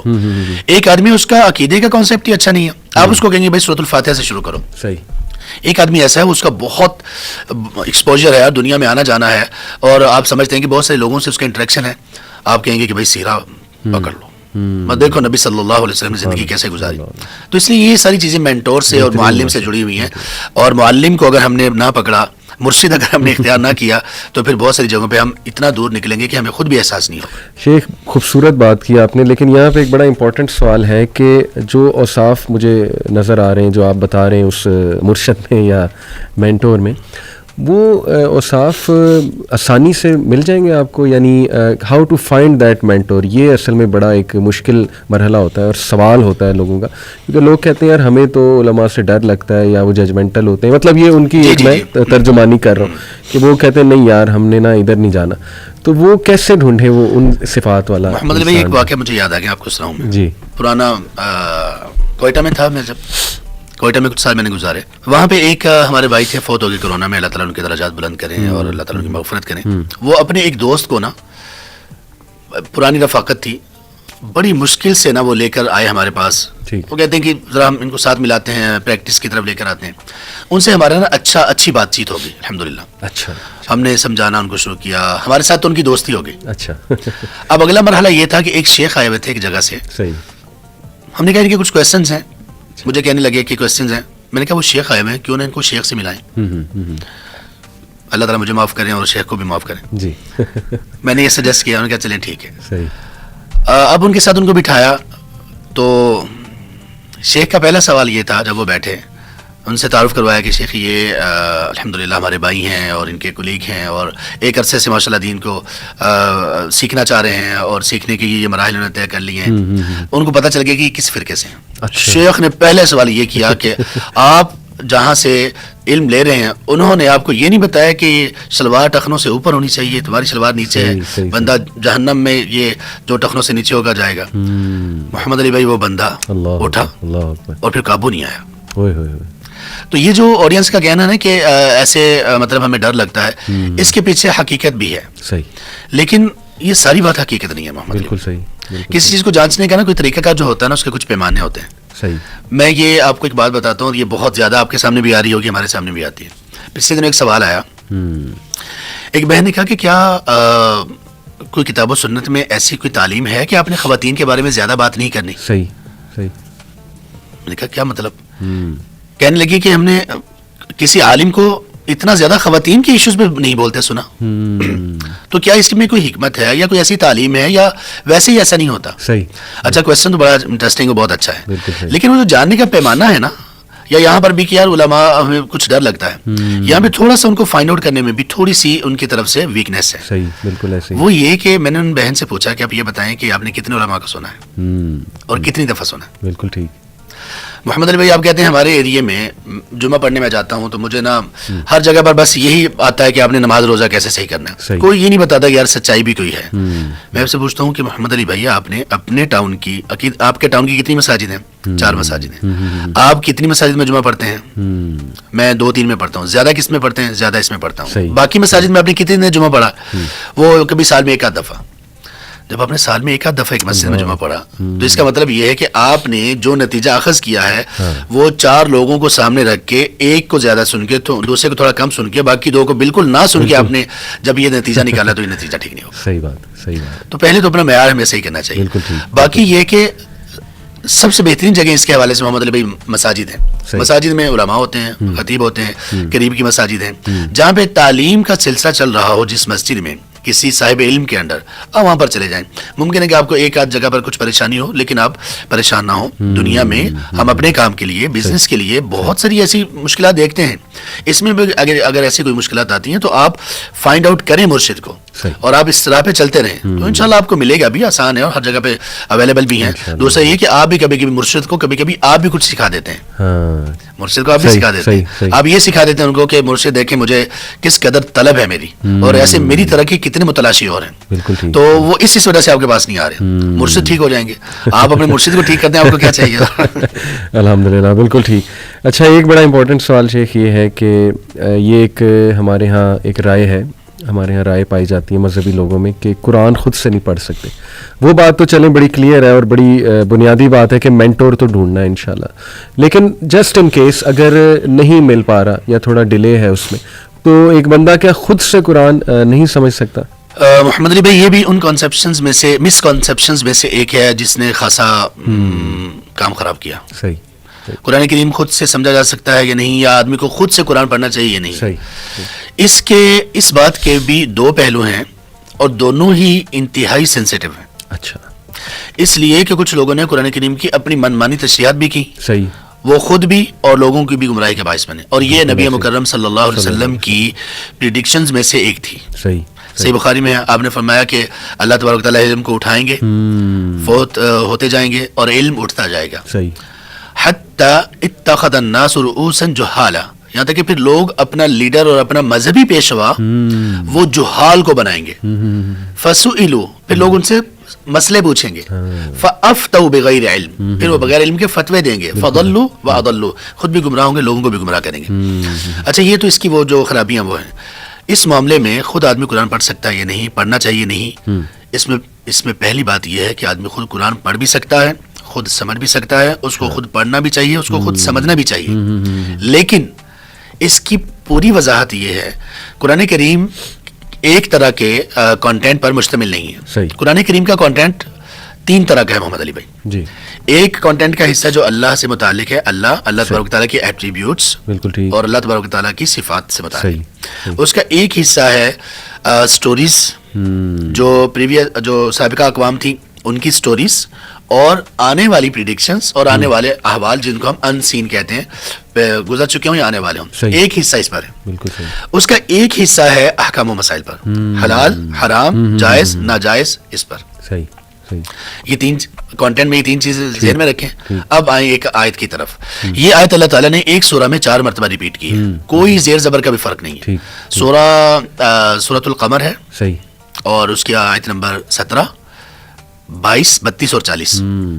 آیت کیا ہے؟ اعوذ باللہ من الشیطان الرجیم کے بعد وَلَقَدْ يَسَّرْنَا الْقُرْآنَ لِلذِّكْرِ فَهَلْ مِن مُدَّكِرٍ. ہم نے قرآن کو نصیحت کے لیے آسان بنا دیا, کوئی ہے تم میں سے جو نصیحت حاصل کرے. اچھا, اب یہاں پر اس کو تھوڑا سا غور سے دیکھنے کی ضرورت ہے. اللہ تعالیٰ نے یہاں پر قرآن کریم میں جو آسانی کا ذکر کیا, وہ کون سی آسانی ہے؟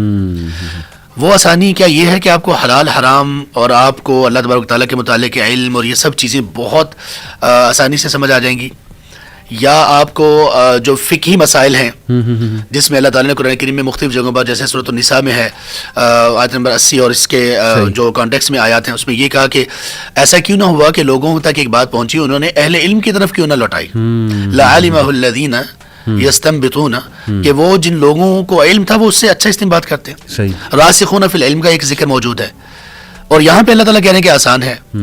اس آیت کو پڑھ کر کچھ لوگوں نے ان کو غلط فہمی یہ ہوئی کہ یار ہمیں کسی کی ضرورت نہیں ہے, ہم خود سارا کچھ سمجھ سکتے ہیں. نہیں, قرآن کریم نے یہاں پہ کہا کہ نصیحت کے لیے اس کو آسان بنایا, نصیحت کے لیے اس کو آسان بنایا. جہاں بات ہوگی حلال حرام کی, نہیں, پھر آپ کو سیکھنا پڑے گا. بالکل ٹھیک. پھر آپ کو کسی کی طرف رجوع کرنا پڑے گا. نصیحت کیا ہے؟ نصیحت یہ ہے کہ یوسف علیہ السلام کے ساتھ جو ان کے بھائیوں نے کیا اور جو نتیجہ نکلا, اب مجھے بتائیے کتنا آسان ہے آپ کے لیے اور میرے لیے اور ہر ایک آدمی کے لیے, بے شک وہ ایک کلاس بھی نہ پڑھا ہو, اس سے سبق سیکھ سکتا ہے کہ نہیں؟ اللہ تعالیٰ نے اس کے آخر میں سورہ یوسف کی آخری آیت ہے، آیت نمبر 111، لقد کان فی قصصہم عبرۃ لأولی الالباب، کس میں عبرت ہے، سبق ہے. قرآن کو اللہ تعالیٰ نے کہا ہدی للناس، گائیڈنس ہے لوگوں کے لیے. کیسے لوگوں کے لیے گائیڈنس ہے کہ آپ یہ نصیحت تو فوری فوری حاصل کر سکتے ہیں. اب رہی بات وَارْكَعُوا مَعَ الرَّاكِعِينَ کا معنی کیا ہے؟ غیر المغضوب علیہم ولا الضالین میں یہ دو لوگ کون سے ہیں؟ قرآن کریم میں ایک جگہ پر اللہ تبارک و تعالیٰ نے ایک بات ارشاد فرمایا کہ آپ نے ایسا کرنا ہے، دوسری جگہ پہ کہا کہ آپ نے ایسا کرنا ہے. اب اس میں کیسے ظاہری طور پر لگ رہا ہے کہ کچھ تھوڑا سا اختلاف ہے، کیسے کرنا ہے؟ اللہ نے کہا کہ آپ سے یہ گناہ ہو گیا تو اس کی کمپنسیشن یہ کہ آپ نے اتنے روزے رکھنے، اتنا غلام آزاد کرنے ہیں، اتنے لوگوں کو کھانا کھلانا ہے. کھانا کھلانے والے لوگوں کے کیا اوصاف ہونے چاہیے؟ اب یہ بات تو آپ نہیں سیکھ سکتے نا، ہم نہیں سیکھ سکتے. اس کے لیے آپ کو رجوع کرنا پڑے گا، ورنہ نصیحت کے لیے الحمدللہ رب العالمین سب کو سمجھ آ رہی ہے، الرحمن الرحیم سب کو سمجھ آ رہی ہے، مالک یوم الدین سب کو سمجھ آ رہی ہے، ایاک نعبد و ایاک نستعین آپ کو سمجھنا پڑے گا. اہدنا الصراط المستقیم دعا آپ کو سمجھ آ رہی ہے، اور اس میں کون سی ہدایت مراد ہے یہ آپ کو سیکھنا پڑے گا. تو اس طرح سے ہے قرآن. ہم نے تو قرآن سے الگ ہونا ہی نہیں ہے، لیکن قرآن سے نصیحت حاصل کرنا اور اس سے علم حاصل کرنا وہ الگ الگ باتیں ہیں. علم کے لیے علماء اور مینٹور کی ضرورت ہے، نصیحت آپ خود بھی حاصل کریں. الحمدللہ الحمدللہ. اسی سے ریلیٹڈ ایک تھوڑا سا کنٹروورشل سوال بھی ہے. ایک عام آدمی جب دین کی طرف آتا ہے، اس سے نہیں پتہ ہے یہ اہل حدیث، دیوبند، بریلوی، مطلب یہ جو نام ہے ظاہر ہے، تو وہ کس طرح سے جج کرے کہ یار کون ٹھیک ہے اور میں کس طرف جاؤں؟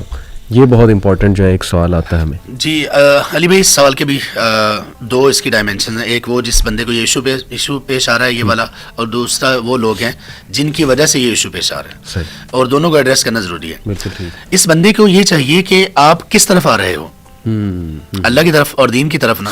تو آپ کی کوشش یہ کہ میں نے دین حاصل کرنا ہے، اور یہ سمجھ لینا چاہیے کہ دین اللہ سبحانہ و تعالیٰ کی نازل کردہ تعلیمات کا نام ہے، ریویلڈ اور ڈیوائن ٹیچنگز کا نام ہے دین. صحیح.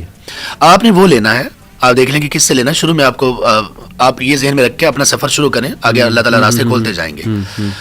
آپ نے یہ فرقوں کی بات، یہ کیا کہہ رہا ہے، وہ کیا کہہ رہا ہے، ان میں جو اختلاف کی باتیں ہیں، اگر آپ نے ڈائریکٹ شروع ہی اس سے کیا تو پھر معاملہ خراب ہوگا. اب دیکھیں پہلی وحی کی طرف دوبارہ آ جاتے ہیں، جہاں پر پہلی وحی میں یہ ہے کہ آپ نے اسٹڈی کرنا شروع کرنا ہے، وہاں پر یہ بھی بتا دیا کہ اسٹڈی کیا کرنا ہے. اسٹڈی کرنے کا حکم جہاں اللہ نے دیا وہاں یہ بھی بتایا کہ کیا کرنا ہے. پہلی 5 آیات میں دو چیزوں کو اسٹڈی کرنے کا کہا گیا ہے. اقرأ بسم ربک الذی خلق، رب، اور خلق الانسان من علق، انسان. خالق کون ہے اور آپ کیا ہو، آپ کس چیز سے پیدا کیے گئے ہو، آپ کیوں پیدا کیے گئے ہو، آپ کب تک یہاں پہ موجود ہو، آپ کا ٹھکانہ کیا ہو سکتا ہے. یہ باتیں ہمیں سب سے پہلے جاننا چاہیے. تو اللہ کے متعلق اور اپنے متعلق علم سب سے پہلے یہ ہونا چاہیے. اگر کسی نے پریکٹس کی طرف آتے ہوئے بگننگ میں ہی اگر وہ اختلافات پہ چلا گیا کہ یہ وہ کر رہے ہیں، فلاں وہ کر رہے ہیں، تو میں کہاں جاؤں، تو یہ بندہ پریشان ہوگا، اور ممکن ہے کہ واپس چلا جائے، اللہ نہ کرے. یہاں پہ دوسری ڈائمینشن ان لوگوں کی ہے جن کے پاس یہ آ رہا ہے. ایک شخص ہے، وہ آ رہا ہے کسی ایسی مسجد میں جو کہ اہل الحدیث کے انڈر ہے، یا کسی ایسی مسجد میں جہاں پر کوئی حنفی امام موجود ہے یا کوئی بھی. ٹھیک ہے. ان لوگوں سے یہ ریکویسٹ ہے کہ بندہ جب آپ کے پاس آئے تو اللہ کے لیے اس کو وہ چیزیں بتائیں جو بہت کامن ہے، جو اس بندے کی ضرورت ہے. اس کو پہلے اللہ تبارک و تعالیٰ کا تعارف کروائیں. سب میں تعارف اللہ تبارک و تعالیٰ کے تعارف میں اتنا فرق نہیں ہے کچھ جگہوں پر تھوڑا سا، لیکن اتنا فرق نہیں ہے. اس کے دل میں اللہ کی محبت تو قائم کریں، وہ قائم تو رہے. آپ اگر یہ چاہتے ہیں کہ وہ میری لائن پر چلے، آپ اپنی لائن پر چلانے کے لیے پہلے اس کو کامن چیزوں سے گزاریں، آپ اس کو عقیدے سے گزاریں، آپ اس کو سکھائیں اللہ سے محبت. اللہ اکبر. آپ اس کے دل میں رسول کریم صلی اللہ علیہ وسلم کی محبت گہرائی تک انجیکٹ کرنے کی کوشش کریں. اگر آپ نے یہ کام کر دیا تو آپ ممکن ہے کہ وہ ایسا ہو جائے کہ پھر آپ سے پوچھے بھی نہ کہ میں نے کہاں جانا ہے. وہ دیکھے گا کہ یہ بندہ جس نے مجھے اللہ کی محبت سکھائی اور رسول صلی اللہ علیہ وسلم کی محبت سکھائی، تو میں نے اس کو فالو کرنا ہے. بالکل ٹھیک. اور فالو کرنے میں جب آپ اس کو یہ بھی سکھائیں گے کہ دین اصل کسی کی بھی ادر دین پروفٹ صلی اللہ علیہ وسلم کی فالوئنگ کا نام نہیں ہے، تو پھر وہ بندہ انشاءاللہ سیدھے راستے پر رہے گا. اور اس میں اخلاق بھی بہت میٹر کرتا ہے، کیونکہ آپ محبت دیں گے تو ظاہر ہے کہ وہ بندہ خود بخود کھینچا چلائے گا. محمد علی بھائی 3 دوست تھے، ان میں سے ایک بالکل دنیا پہ تھے، ایک تھے ایک خاص فرقے کی طرف ان کا میلان تھا، اور ایک تھے وہ 2-3 فرقوں میں نا ابھی تک یہ ریسرچ کر رہے تھے. صحیح. اللہ اکبر. پھر وہ ایک ایسے راستے پر نکل گئے جو یقیناً بہت خطرناک اور انتہا درجے کی گمراہی کا راستہ ہے. اچھا. نکلے کیوں؟ ان لوگوں کی وجہ سے, ہم لوگوں کی وجہ سے. انہوں نے ہمیں بتایا, ہم سے جب بات چیت ہوئی تو انہوں نے کہا کہ اب مجھے یہ باتیں سمجھ آنا آپ کی شروع ہوئی ہیں, لیکن بہت لیٹ ہو چکے ہیں. اب تو میں فلاں جگہ پہ سفر کرنے والا ہوں صرف اسی اپنی لائن کو سیکھنے اور کرنے کے لیے, اور اس میں پھر وہ بندہ بہت آگے چلا گیا, اللہ اسے بھی ہدایت دے, ہمیں بھی ہدایت دے.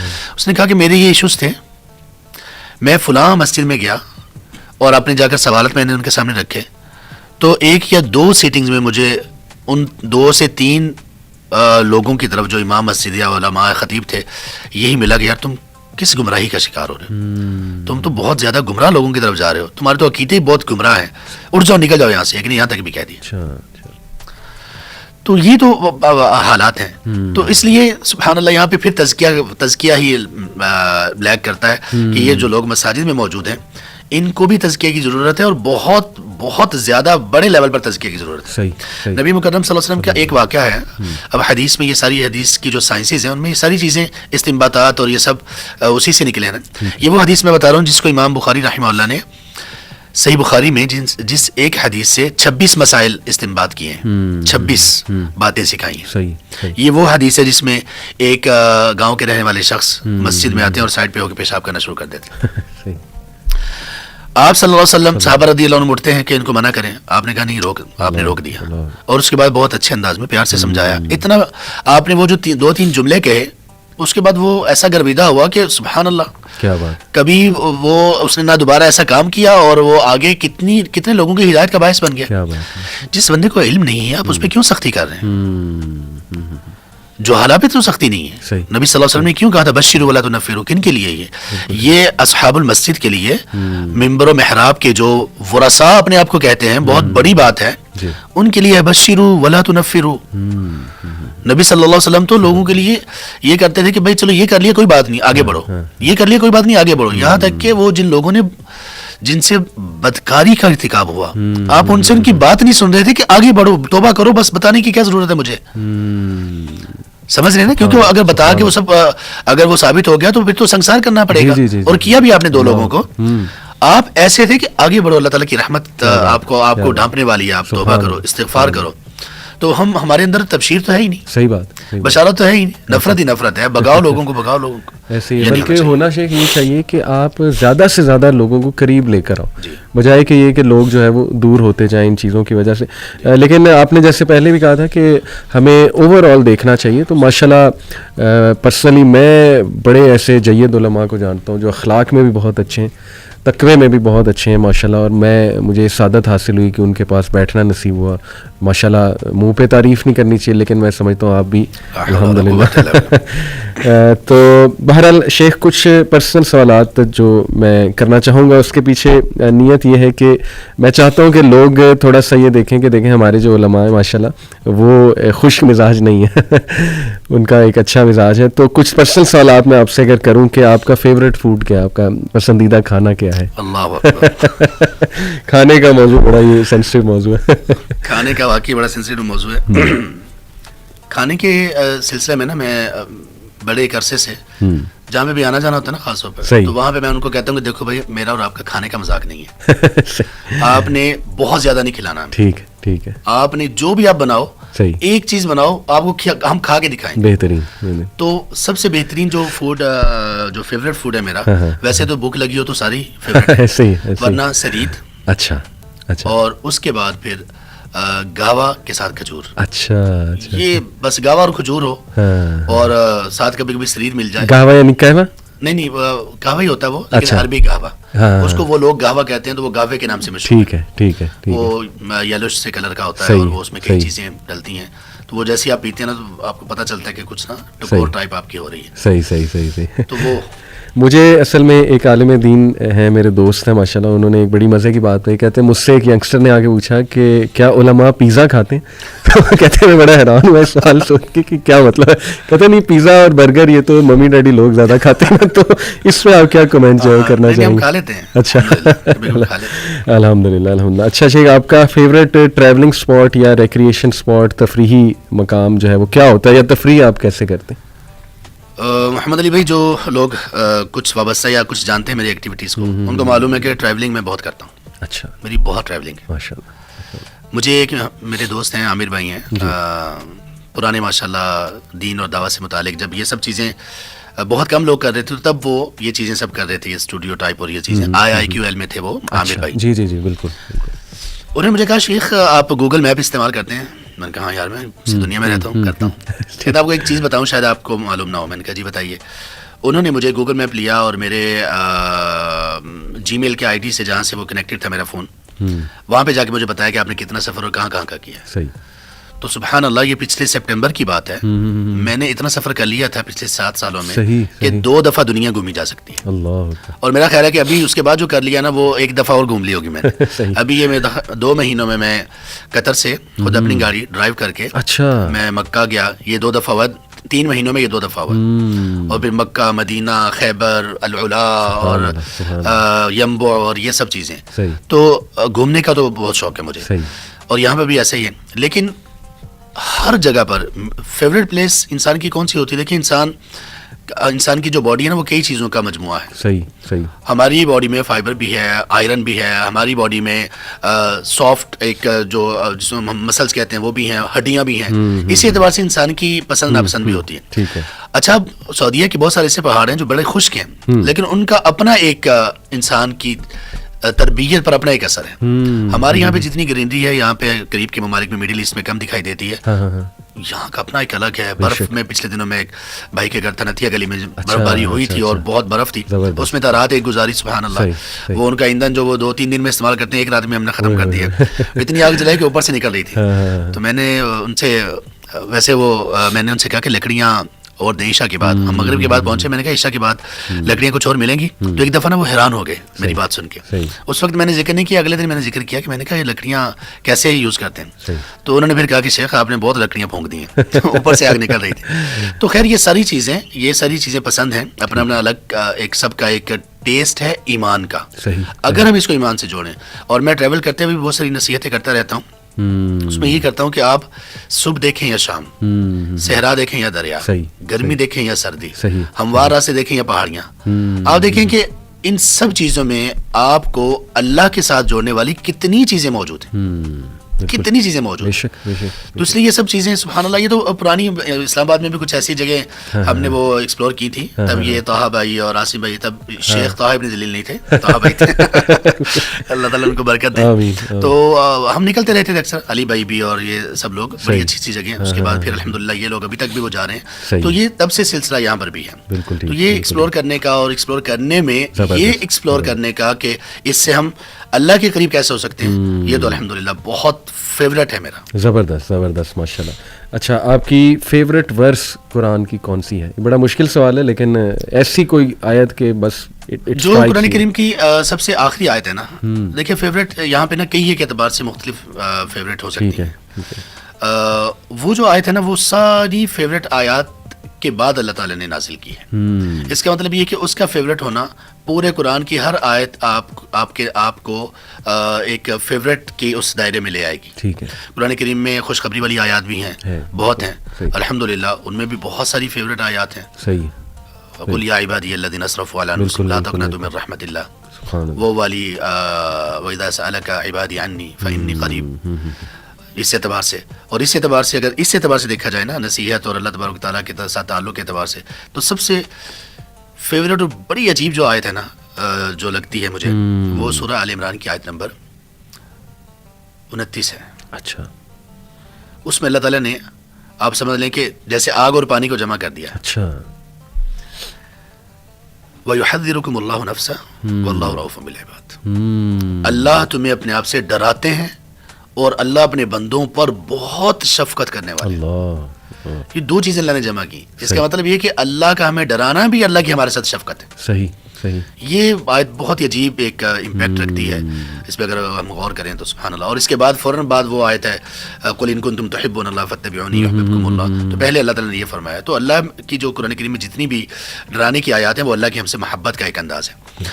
اور اوور آل جو میں بتا رہا ہوں کہ سب سے آخری آیت جو نازل ہوئی وہ فیوریٹ ہے, وہ اس لیے کہ وہ تمام آیات کو سمجھنے میں اور عمل کرنے میں آپ کے لیے آسانی کرے گی. وہ ہے سورہ بقرہ کی ورس نمبر 281 واتقوا یوما ترجعون فیہ الی اللہ ثم توفی کل نفس ما کسبت وہم لا یظلمون.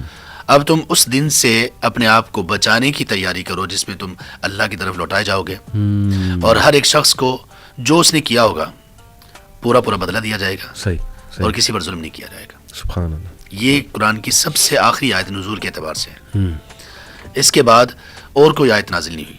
الیوم اکملت لکم دینکم, اس کو آخری آیت کہتے ہیں. وہ اس اعتبار سے کہ حلال حرام کے اعتبار سے یہ آخری آیت تھی, لیکن نزول کے اعتبار سے سب سے آخری آیت اللہ تعالیٰ نے یہ نازل کی, اور یہ سب سے زیادہ اس اعتبار سے فیوریٹ ہے کہ یہ ساری آیات کو ان کا مقام آپ کے سامنے واضح. بہترین, ماشاءاللہ بہترین. اوکے, نیکسٹ کویسچن ہے جی کہ سیرت کا کون سا ایسا واقعہ ہے وچ اسٹرائکس یو اور آپ کو ایموشنل بھی کر دیتا ہے اور محبت بہت آپ کے دل میں پیدا ہوتی ہے, وہ کون سا ایک خاص پورشن ہے؟ یہ محمد علی بھائی یہ بھی اس سے بھی مشکل سوال ہے ایسے ہی, لیکن اگر نبی صلی اللہ علیہ وسلم کی زندگی کو پورا دیکھا جائے نا, اور خاص طور پہ ان دنوں میں, یہ پچھلے چند دنوں میں بھی, اس سے پہلے 2016 سے 18 تک میں مکہ میں تھا, تب بھی طائف کا جب جانا ہوا نا طائف میں, اور وہ جگہیں جب دیکھی جہاں پہ نبی مکرم صلی اللہ علیہ وسلم کو زخمی کیا گیا, تو اس سے نا ایک چیز سیرت کے پہلو میں سے ایک چیز یہ سامنے آتی ہے جو کہ اللہ کرے ہم میں بھی پیدا ہو جائے. جی, جب آپ صلی اللہ علیہ وسلم کو توڑا گیا نا, توڑنے کی کوشش کی گئی, اور جب آپ کو تکلیف پہنچائی گئی, تو آپ صلی اللہ علیہ وسلم کے دل سے لوگوں کے لیے خیر خواہی اور لوگوں کے لیے دعا نکلی. اللہ اللہ, یہ بہت مشکل ہے. یعنی آپ صلی اللہ علیہ وسلم کو وہاں پہ جو زخمی کیا گیا طائف میں, اور اس کے بعد پھر آپ کو جو یہ آفر دی گئی کہ بتائیں ابھی سب کو کچل کے رکھ دیتے ہیں پہاڑوں کے درمیان, آپ صلی اللہ علیہ وسلم نے یعنی, اور اس میں جو طائف کا جو سفر ہے نا, اسپیشلی اس لیے بہت اہم ہے کہ اس میں صرف آپ کو چوٹ جسمانی اور باڈی پہ نہیں پہنچی تھی, آپ کی ہوپ ٹوٹی تھی. جب آپ کی امید ٹوٹتی ہے نا, تو یہ تکلیف آپ کے جسم پہ لگنے والی چوٹ سے کہیں زیادہ تکلیف دہ ہوتی ہے. مکہ والوں نے اتنا ستایا, بات ہی نہیں مان رہے تھے, تو آپ ایک ہوپ لے کر, اگرچہ اللہ تعالیٰ سے وہ ہوپ تھی, ایک ہوپ لے کر آپ یہاں پہ آئے تھے کہ چلیں ان لوگوں کو دعوت دے کر دیکھتے ہیں. ان لوگوں نے, ظالموں نے مکہ والوں سے بھی زیادہ برا سلوک کیا, اور آپ نے اس کے باوجود بھی ان کے لیے یہ خیال رکھا کہ ان کی اولاد میں سے اللہ تعالیٰ ایسے لوگ پیدا کر دیں گے.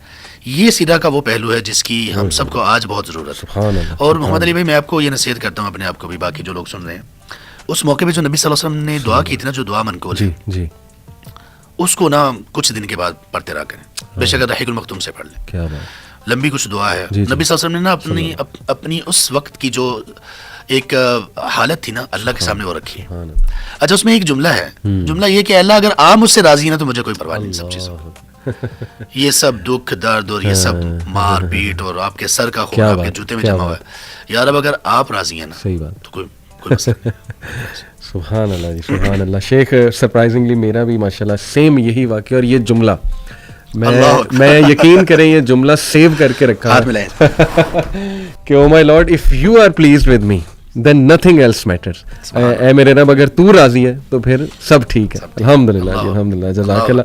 اچھا جی, اگلا سوال یہ کہ شیخ آپ کو, چلیں یہ تو ہمیں پتہ ہے کہ نبی صلی اللہ علیہ وسلم ہی آئیڈیل ہیں اور انہی سے انسپائر ہوتا ہے بندہ, لیکن موجودہ دور میں یا چلیں آپ کے اس سفر میں آپ کو سب سے زیادہ کس نے انسپائر کیا اور کیوں؟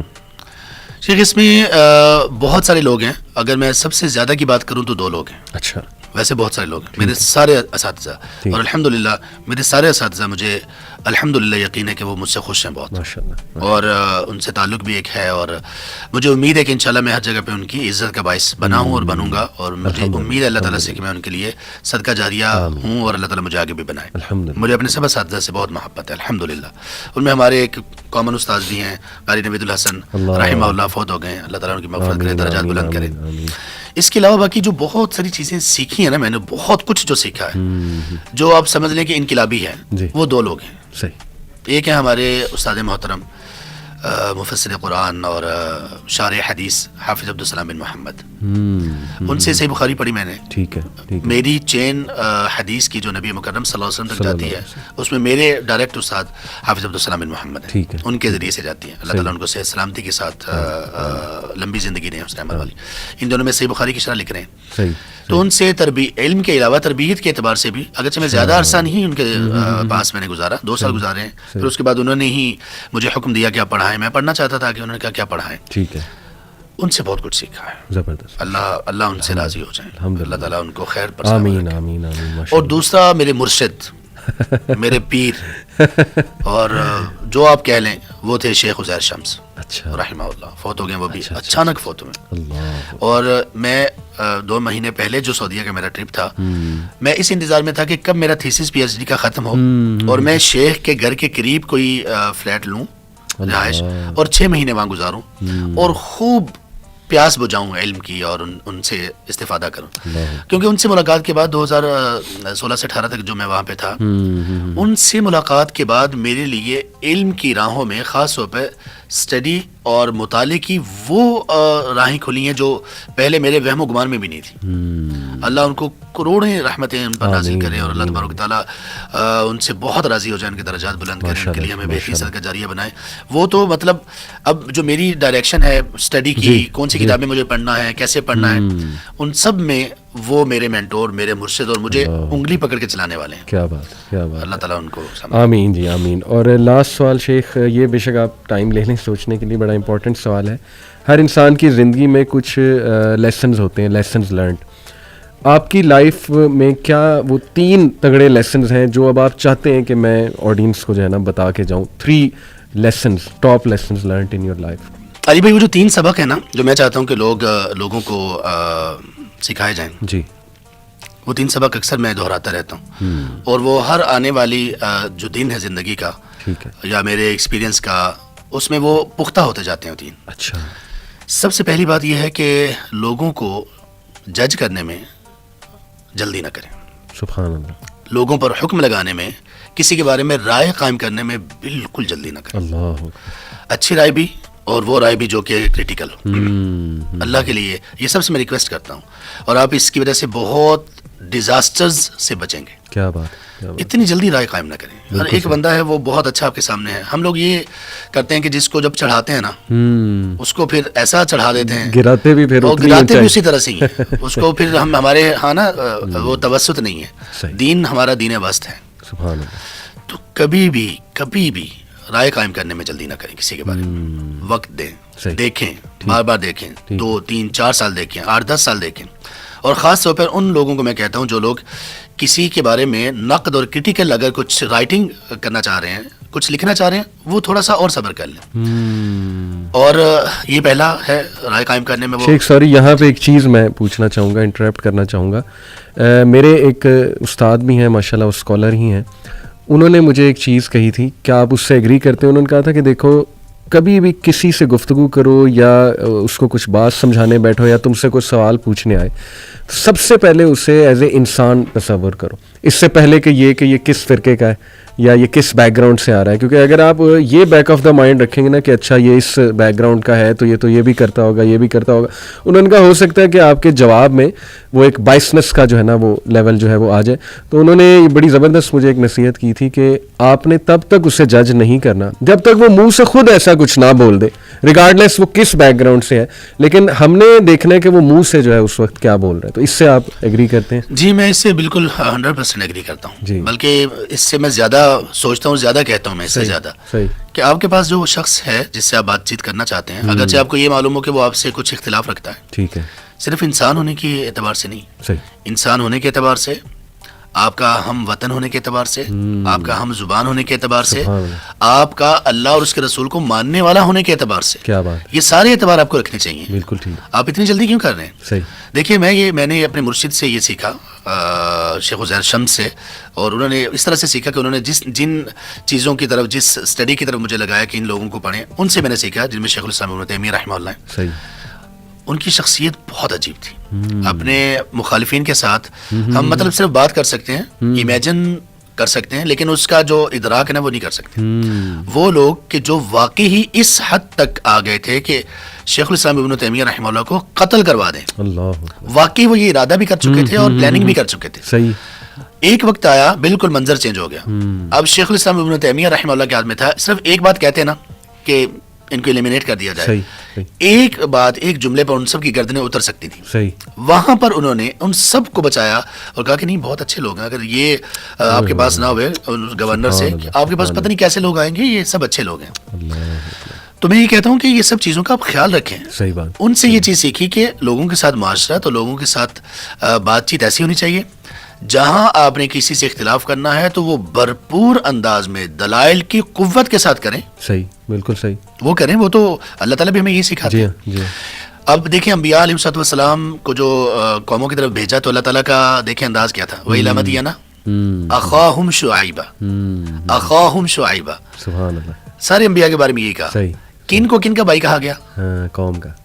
انبیاء کو قوم کا بھائی کہا گیا. یعنی ان کو کہا کہ کچھ چیزیں کامن ہیں نا تمہارے درمیان, تو ہمیں کامن چیزوں کو پہلے رکھنا چاہیے. زبردست. تو یہ تو ہونا چاہیے. تو میں یہ کہہ رہا تھا کہ پہلی چیز یہ ہے جو میں نے سیکھی اور میں نصیحت کرتا ہوں کہ رائے قائم کرنے میں جلدی نہ کریں. ٹھیک ہوگا. دوسرے نمبر پر جو میں نے سیکھی چیز وہ یہ کہ وہ دو چیزیں ہیں دونوں ہی ایک ساتھ ہی. دوسرے نمبر پر علم اور علماء سے کبھی الگ نہ ہوں زندگی کی آخری سانس تک. زبردست. امام ابو یوسف رحمہ اللہ, امام ابو حنیفہ رحمہ اللہ کے شاگرد ہیں. صحیح.